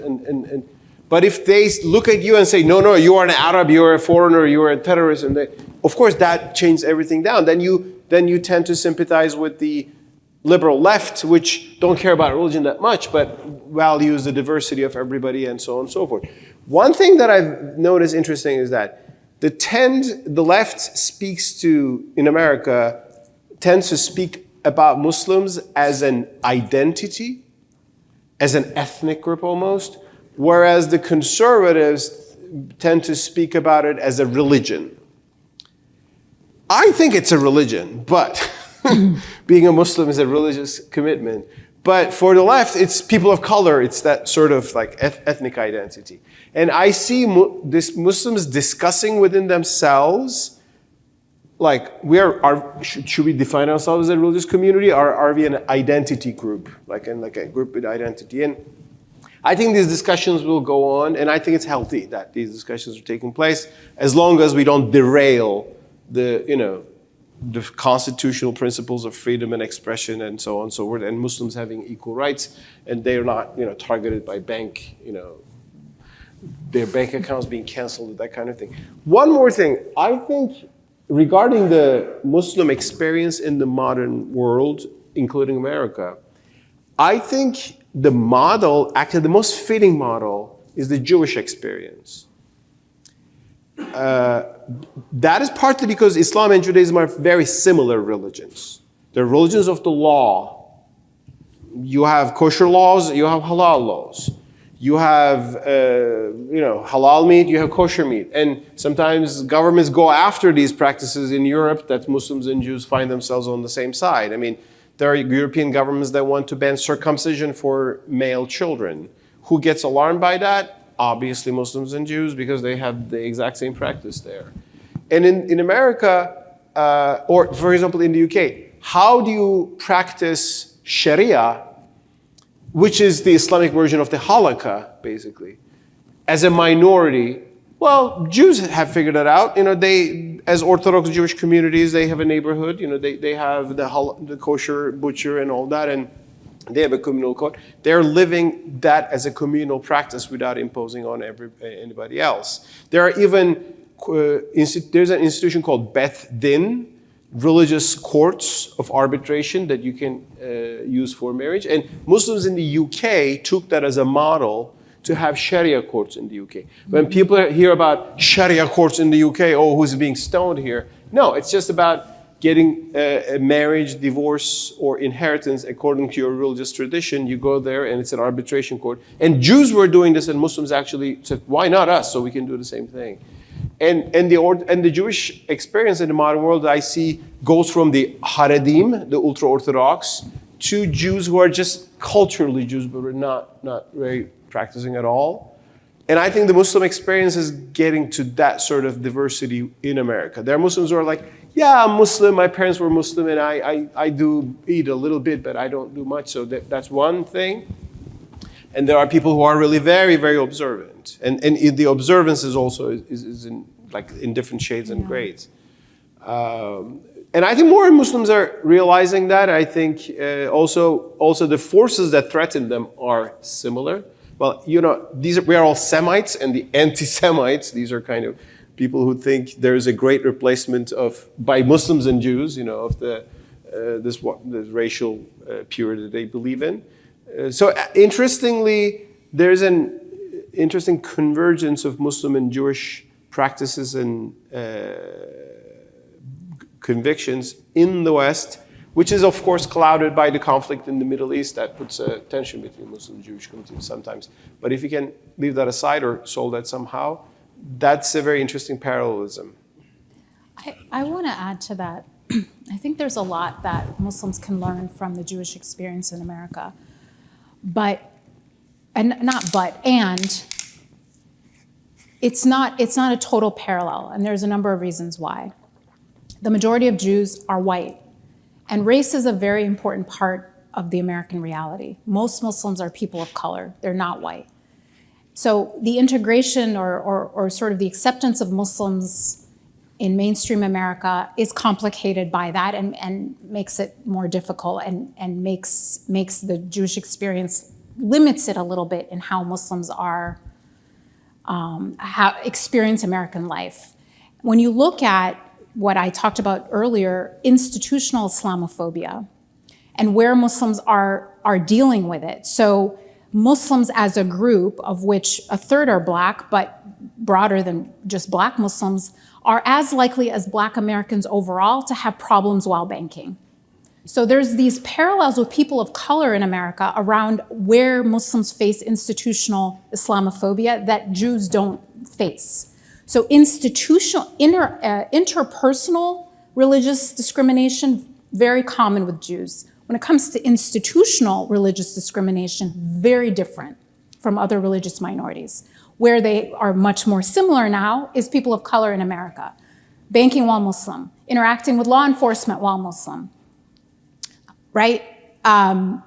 Things like, sometimes traveling.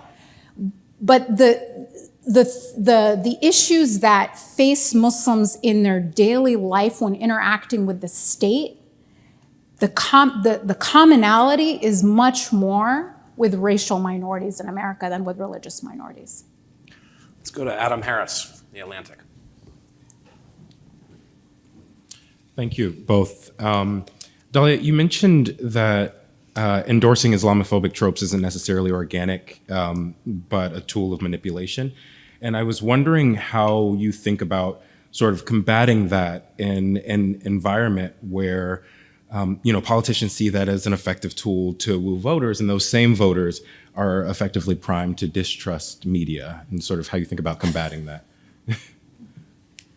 The million-dollar question.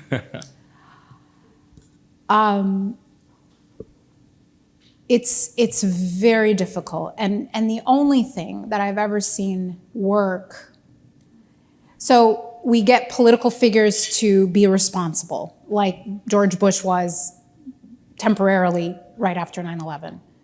Okay, that's not an option perhaps with certain political figures who have put, made anti-Muslim animus one of the main things in their platform. In that case, it becomes, I think, a case of two strategies.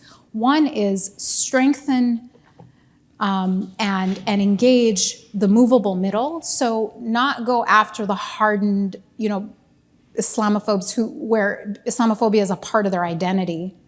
But there's a lot of other people who are of no fault of their own, and I mean that sincerely, passively Islamophobic. And they can be engaged. They can be addressed with media. It's not like the media's, the people who distrust media and are listening to Trump, let's put them aside. There's the majority of Americans who are not. And the majority of Americans are not these hardened anti-Muslim people. They can be addressed with media, and so we form a larger alliance of the willing, of the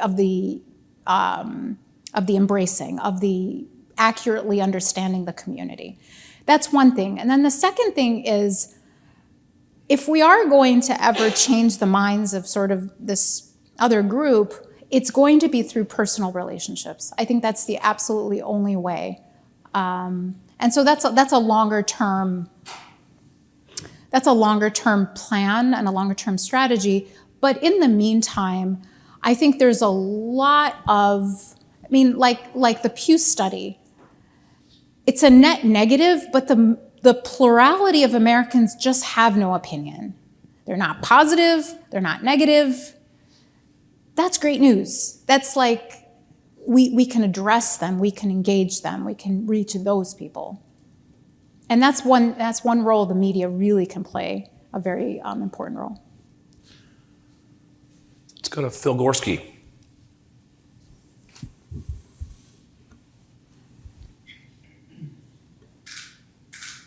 So I have a comment followed by a question. So one of the most cutting edge areas in the study of American religion over the last decade or so has been looking at the complicated entanglements between race and religion, both contemporaneously and historically, and the way in which one category so often inflects the other. So, contemporaneously, the racialization of Islam is a great example.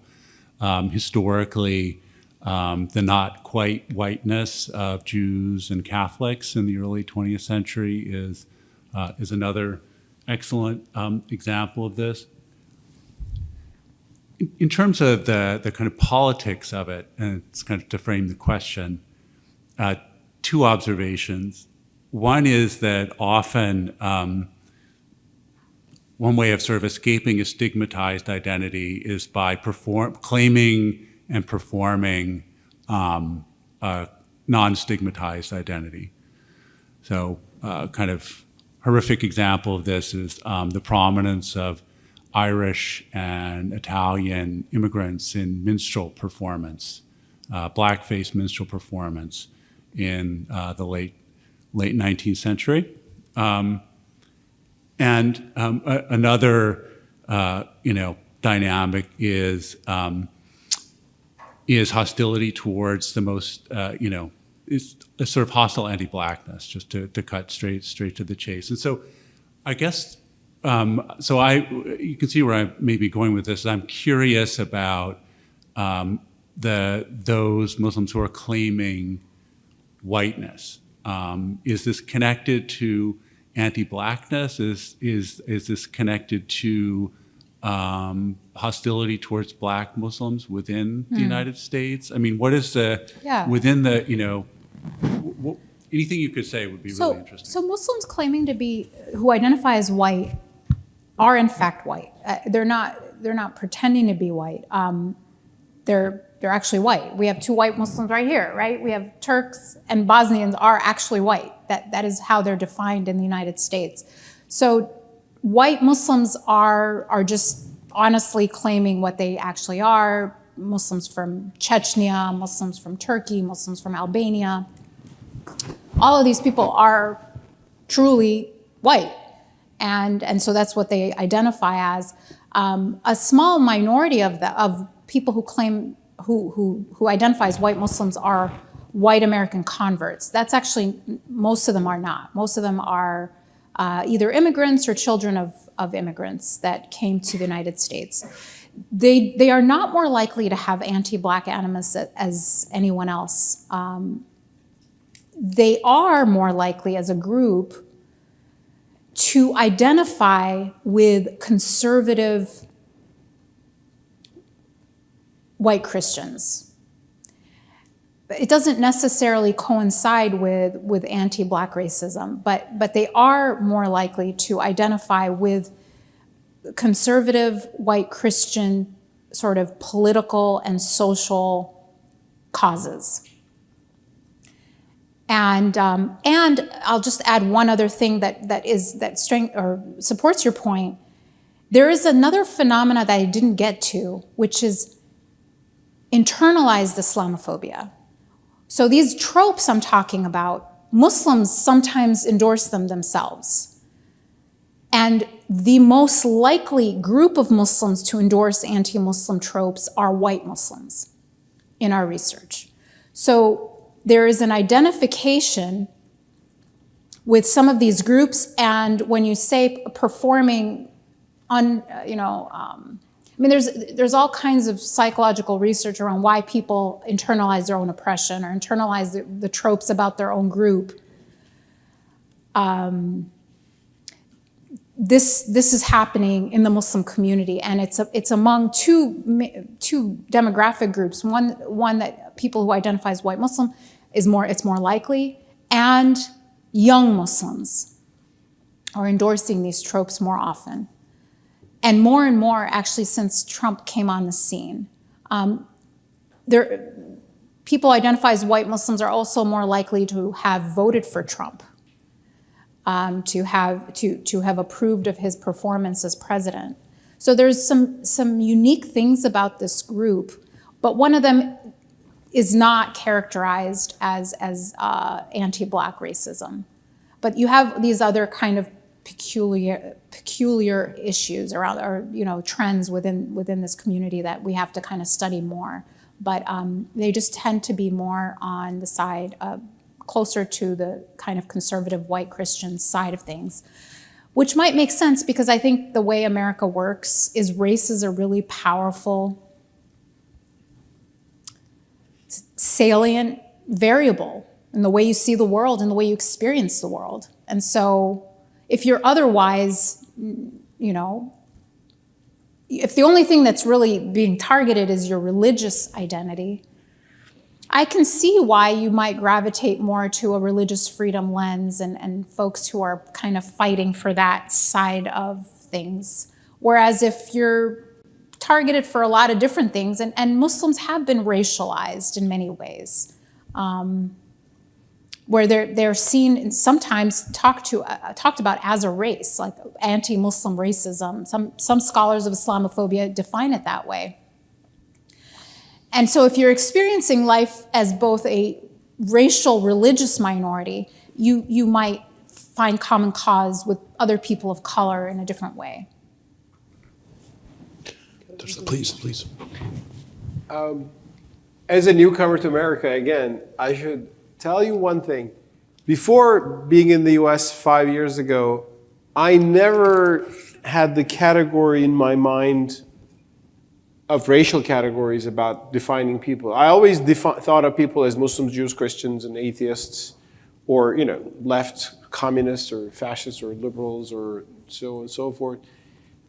It's a very American story that there's a persecution of course, people with African American, heritage, slavery, and all the Jim Crow laws. So, it's a very important thing in this country.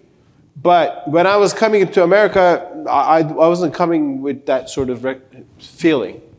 And I think in Islam, at least that's something about Islam that I'm proud of. Islam historically has been colorblind. Like, it's not in the Islamic doctrine to categorize people according to their races. You categorize people according to their religion for sure. That's what it's all about. But within the religious territory, people's skin color, it was not historically definitive. I mean, Muslims had biases like any society had towards the other, but it was not in the doctrine and teaching and so on and so forth. So on the one hand, I think American Muslims might be taking a place in this American landscape where really racial identity matters a lot. On the other hand, I myself am coming from a background like I never thought about this before. I thought of as Muslims, and I would think of, oh, he's a Salafi, or he's a reformist or modernist. I never thought of something else, but now I'm thinking because it's important in this country too. Yeah. But I would caution against universalizing this particular American story. Like the whole world isn't. I see sometimes people saying, the whole world history based on this. I don't think it's not. I mean, Muslims and Christians fought over religion for centuries. I mean, I think it was not a racial issue. Mm-hmm. Just as an observation, but I respect the complexities of this country. But from a certain perspective, it's not something that you're used to. Yeah, that's good. All right, next up is Riyada Akil, and if it's to our opening speaker, he better watch out. So just the nuance to your observation, to addition to what Dalia said, and then another observation/question. Again, as a historical anomaly that Bosniaks are usually seen as white, color skin-wise, Muslim people in Europe, we complicate a lot of things for a lot of people. So a lot of people want to erase us. There's not a lot of us left anyway, a couple of millions dispersed around the world. So as somebody who is not a citizen of this country, so without First Amendment and with humility personally, somebody who is always, I listen to everything and I keep learning about the complexities and accumulate the knowledge of personal stories of people around me. I carry my burdens in this country because of history, personal and that of my people, while being aware of the color of my skin, but aware of the lack of protection that it brought. My uncle who was killed, the fact that I was a war refugee, hundreds of thousands of my compatriots or fellow people, despite the color of my skin. Or the people in New Zealand who were brown, yellow, black, white, who were killed in the mosque. Always aware, I repeat, and humble about experiences of other people around me, historically as well. Which is why, now that I live as an immigrant in this country, I'm more consciously immersed in the conversations among Bosnia diaspora. And I can tell you that there are very vibrant discussions that are not always pleasant, precisely because there is a wide spectrum of Muslims within the small community, each small community, particularly I'm speaking now because, race/color of skin came as a factor.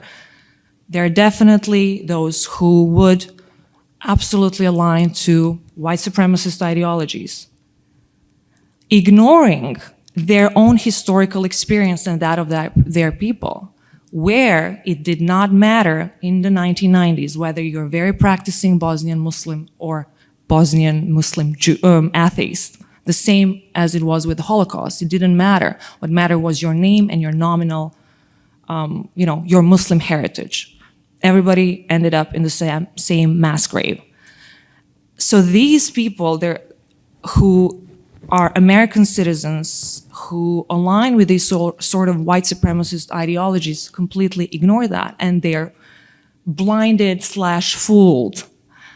And again, there are very vibrant discussions because many younger people speak to their own fellow compatriots in diaspora, in Australia, in United States, in UK, wherever it might be, saying that no, because of that experience of genocide, we have the responsibility to be at Black Lives Matter movement, to understand what social justice means, to understand the causes, to understand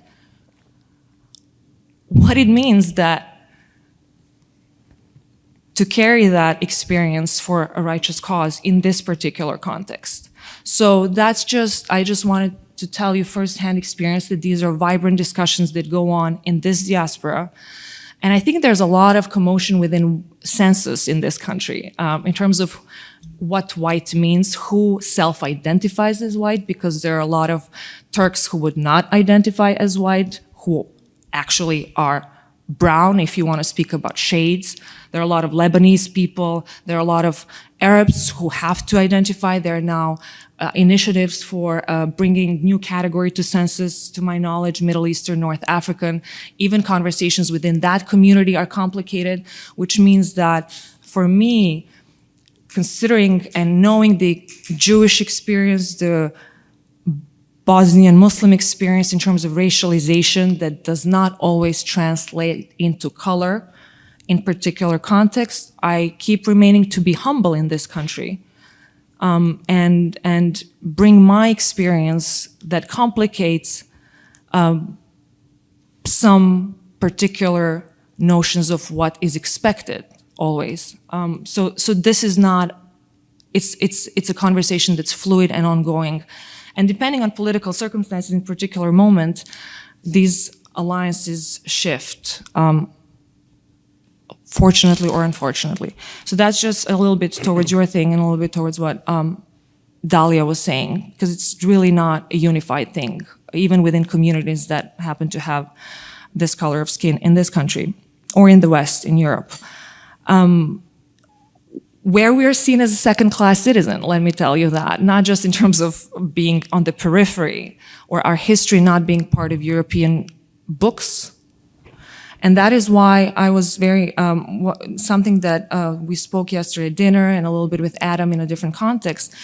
When you were speaking about the journalist's guide, I was thinking how, I'm very curious and I'll check it out. So that is a front-end product that we hope to see as journalists and as somebody, as a practitioner that you advise.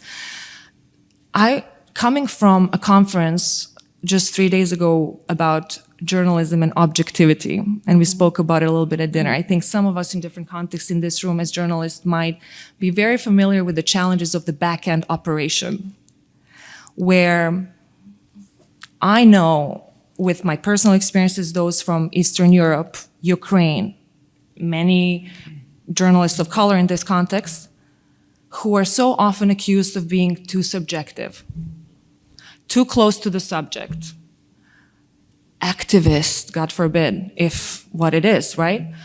So we had a 2 days conversation about what objectivity means. Is it still a valid ideal? And I said, well, define it for me. Because so many journalists who happen to be Muslim, who happen to come from these countries, have a deep, profound knowledge, are actually hypothetically and hopefully intellectually honest, committed to journalistic ideals of truth, evidence, but are often just sidelined as, oh my God, Muslim writing about Islam. We know where that's going to go and end. So I just wanted to kind of bring this conversation, considering that so many of us are journalists here, about the challenges of the back-end operation, which always leads me to the usual how important diversity is, how important these spaces are. So I'm very glad to be here, where we can have these exchanges, where editors matters and writers matter. So I know that's kind of a question, but something to just address in terms of diversity and leadership in newsrooms as well, because of the challenges in journalism. Thank you. Yeah, thank you. It's very little to add, really. Thank you, Riyadh. I mean, yes, it's important to have diversity in the editorial room, in the writing room, in both news and in popular media. Completely agree. And I do really recommend highly the toolkit and the guide that we developed with journalists and I think it can be really helpful and useful for coverage as you move forward. Let's go to Jamar Tisby. Thank you both for very informative comments. Thank you both for very informative comments. One question for each of you. Dalia, you mentioned a third of Muslims in the United States identifying as African American, and I imagine that's largely due to the influence of the Nation of Islam, which Malcolm X, who you mentioned, helped to popularize. And I know in the 60s and 70s, there was some tension around whether the Nation of Islam was truly Muslim or Orthodox, however defined. And I'm wondering if any of that tension still exists today. And then relatedly, what might be some differences between people who identify themselves as Nation of Islam as compared to other Muslims? And then for Mustafa, you have this wonderful way of just talking very matter-of-factly about these incredibly dramatic events, like being arrested and spending the night in jail, and then you're like, and then I woke up the next morning and then we did this. So I'm wondering if in those situations, and even the fact that you're in the United States now, partly because it's became increasingly untenable for you to remain in your home country, what, whether it be verses or places in the Quran or stories, are you drawing from for sort of strength in those situations of genuine persecution? Beautiful. So, you want to start? No. I was just going to say, I mean, the vast majority of African American Muslims are Sunni Muslims, and even within the Nation of Islam, there's been sort of a mass migration to Sunni Islam through Imam Orthdi Muhammad, who was the son of Elijah Muhammad. That sort of brought the community over to Sunni Islam. So today, that is the reality. It's in terms of differences. I would rather not venture to be an expert in something I'm not. But there were some theological differences, especially early on. Those are much softer now. Much less the case, and. Yeah, the vast majority of African American Muslims are Sunni Muslims. Thank you so much. I mean, I should say that I don't want to exaggerate being arrested one night. People go to jail for decades, and it was a mild experience. So, and I was not tortured or anything like that. I was actually saved thanks to some, being privileged. I mean, Riyadh, my wife, called my dad in Istanbul. He called Turkey's former president, who's a good friend of my dad, not the current president, which is a different story, Abdullah Gül. And he called Sultan of Malaysia, and the Sultan's advisor called the court. So that solved things quickly. So this was like a nice treatment compared to what could have happened. But you were scared. But I was scared. I mean, the thing is, when they arrested me, they said, you violated the law which bans teaching Islam without tawliya, that is permission from the authorities. And they said the punishment is 2 years in jail and 60,000 ringgit, so that's the currency. And the money was less issue, but 2 years in jail, so that was a bad night. Did I draw strength from my faith? Yes. I mean, first of all, I was angry at myself. Like, why did I come to Malaysia from the other end of the world just for a conference? I could have done Zoom. This was pre-Zoom, actually.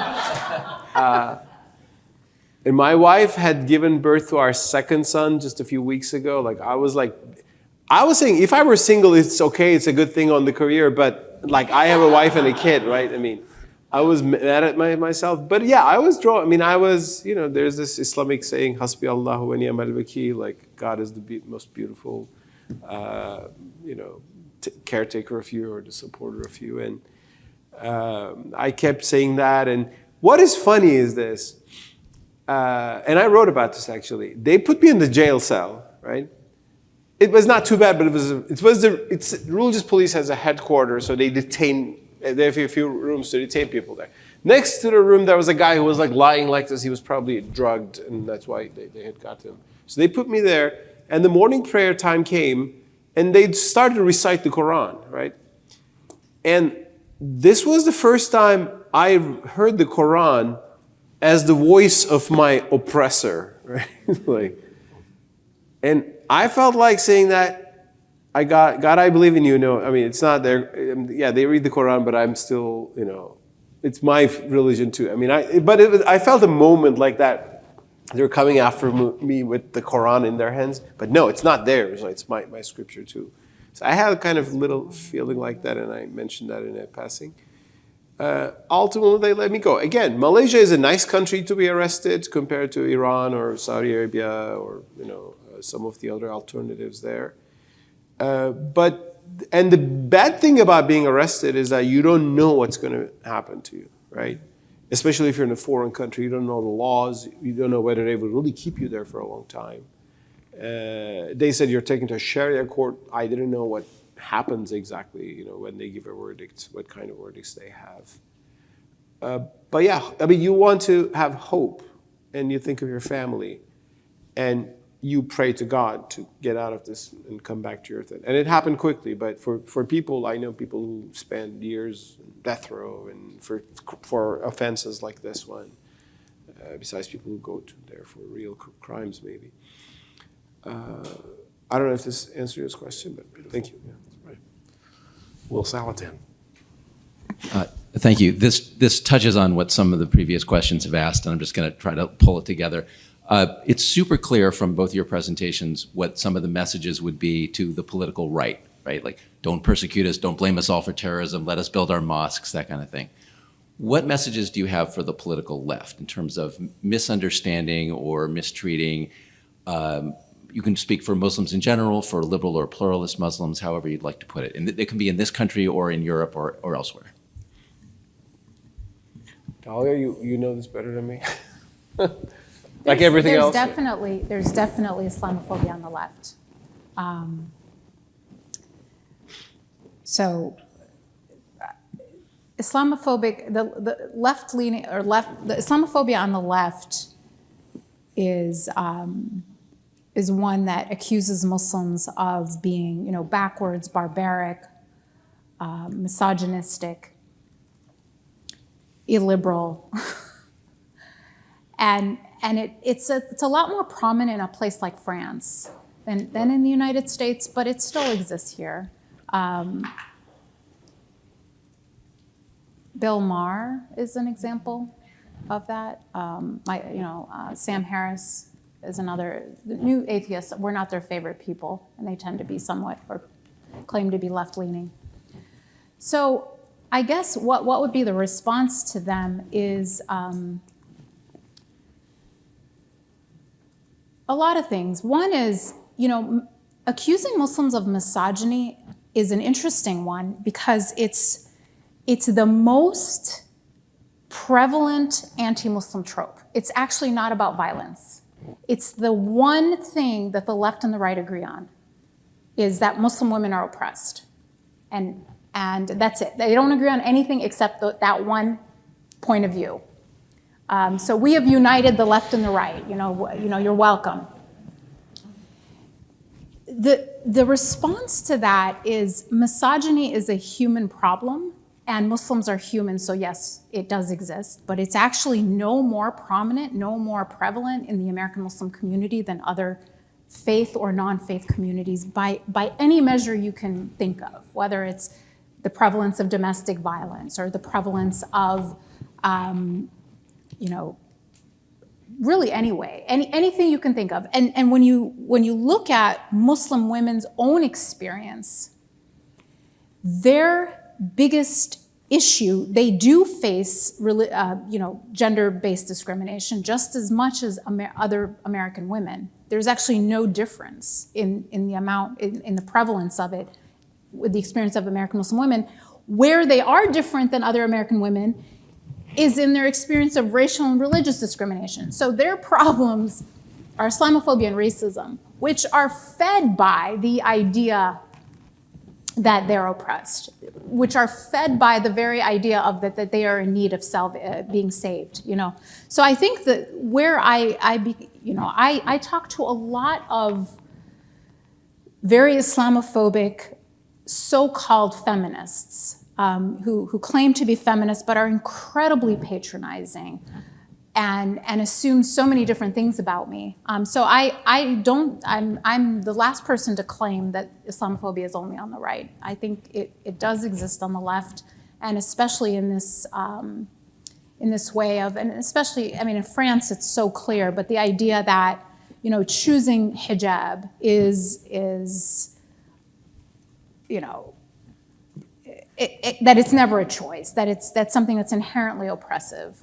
I actually have a column that's coming out this week about that, about hijab and hijab bans and what the feminist position should be to oppose hijab bans with as much passion as hijab mandates. That's kind of the thesis of the article, and I'd be happy to share it with you. That's my response to the Islamophobia on the left.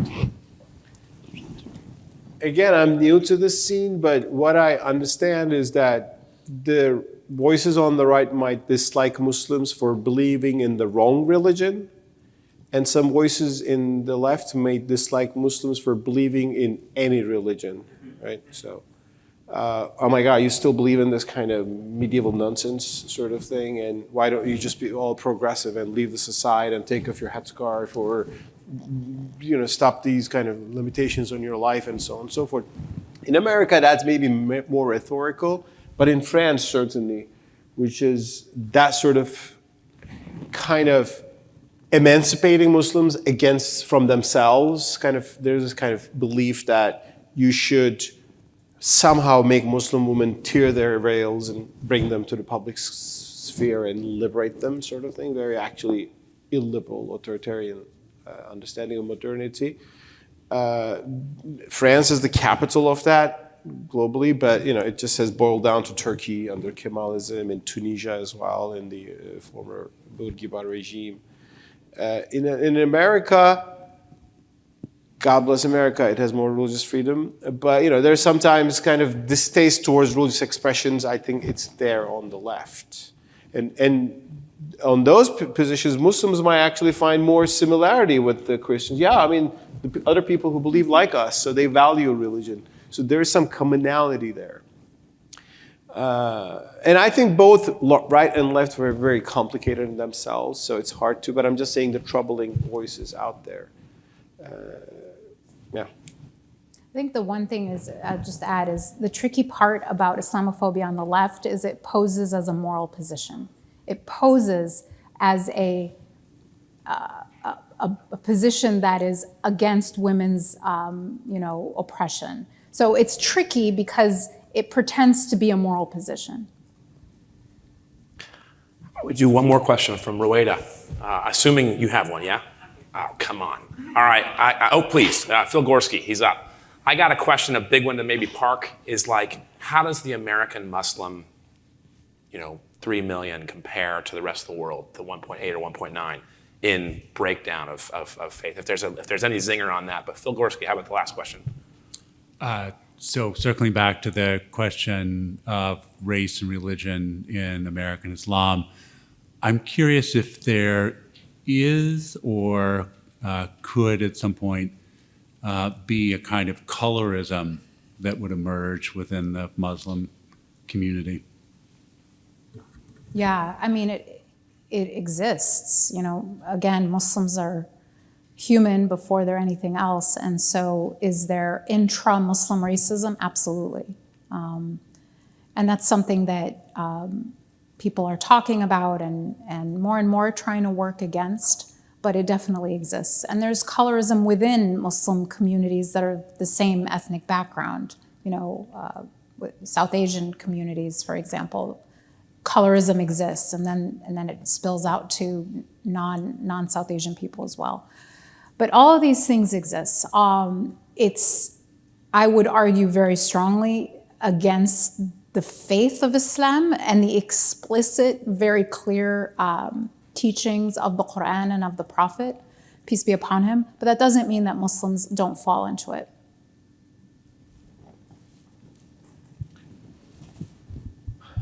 I mean, one beautiful story I always remember, and every probably Muslim in America knows this, is Malcolm X, in his transition from Nation of Islam to traditional mainstream Sunni Islam.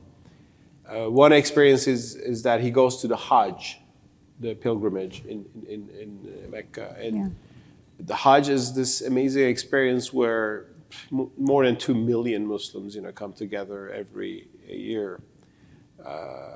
In the Prophet's time, it was just maybe a few thousand people, but population and travel made it a much bigger ordeal. And there he saw a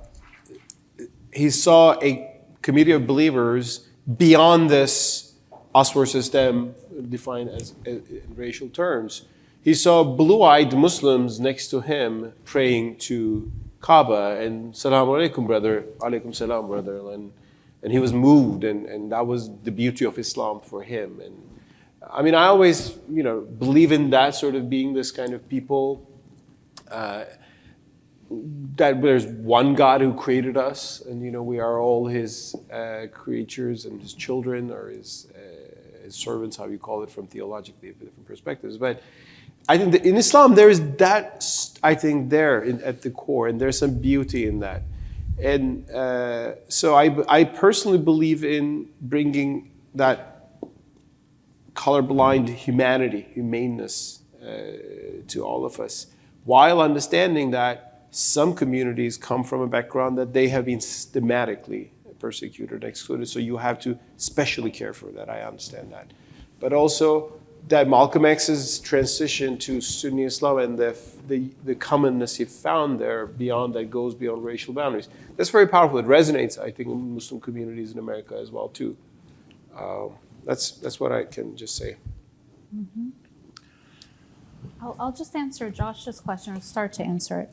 How do the American Muslim community compare to the wider community of Muslims all over the world? I'd really say that American Muslims are cross-section, truly a cross-section of the rest of the Muslim Ummah, the rest of the Muslim global community, in almost every way. Most racially diverse, just as the global community is. You have every national background, every language, every ideology, every type of Muslim is here. What makes them somewhat distinct, though, there's a few things. American Muslims do tend to be, on average, more educated than Muslims in other parts of at least the West. So let me compare them to European Muslims. So one scholar of American Islam famously said that American Muslim immigrants were the children of the Cold War. So someone like my mom got a scholarship somewhat as a result of the Cold War, whereas European Muslims are children of colonialism. So the reason people immigrated to America from Muslim majority countries is very different, mostly for education, and then later on for other reasons, versus in Europe, it was cheap labor from former colonies. So it's just a very different type of demographic. And so American Muslim immigrants tend to be more educated on average than European Muslim immigrants. The other key difference among American Muslims is the large percentage of American Muslims that were either the children of converts or converted themselves.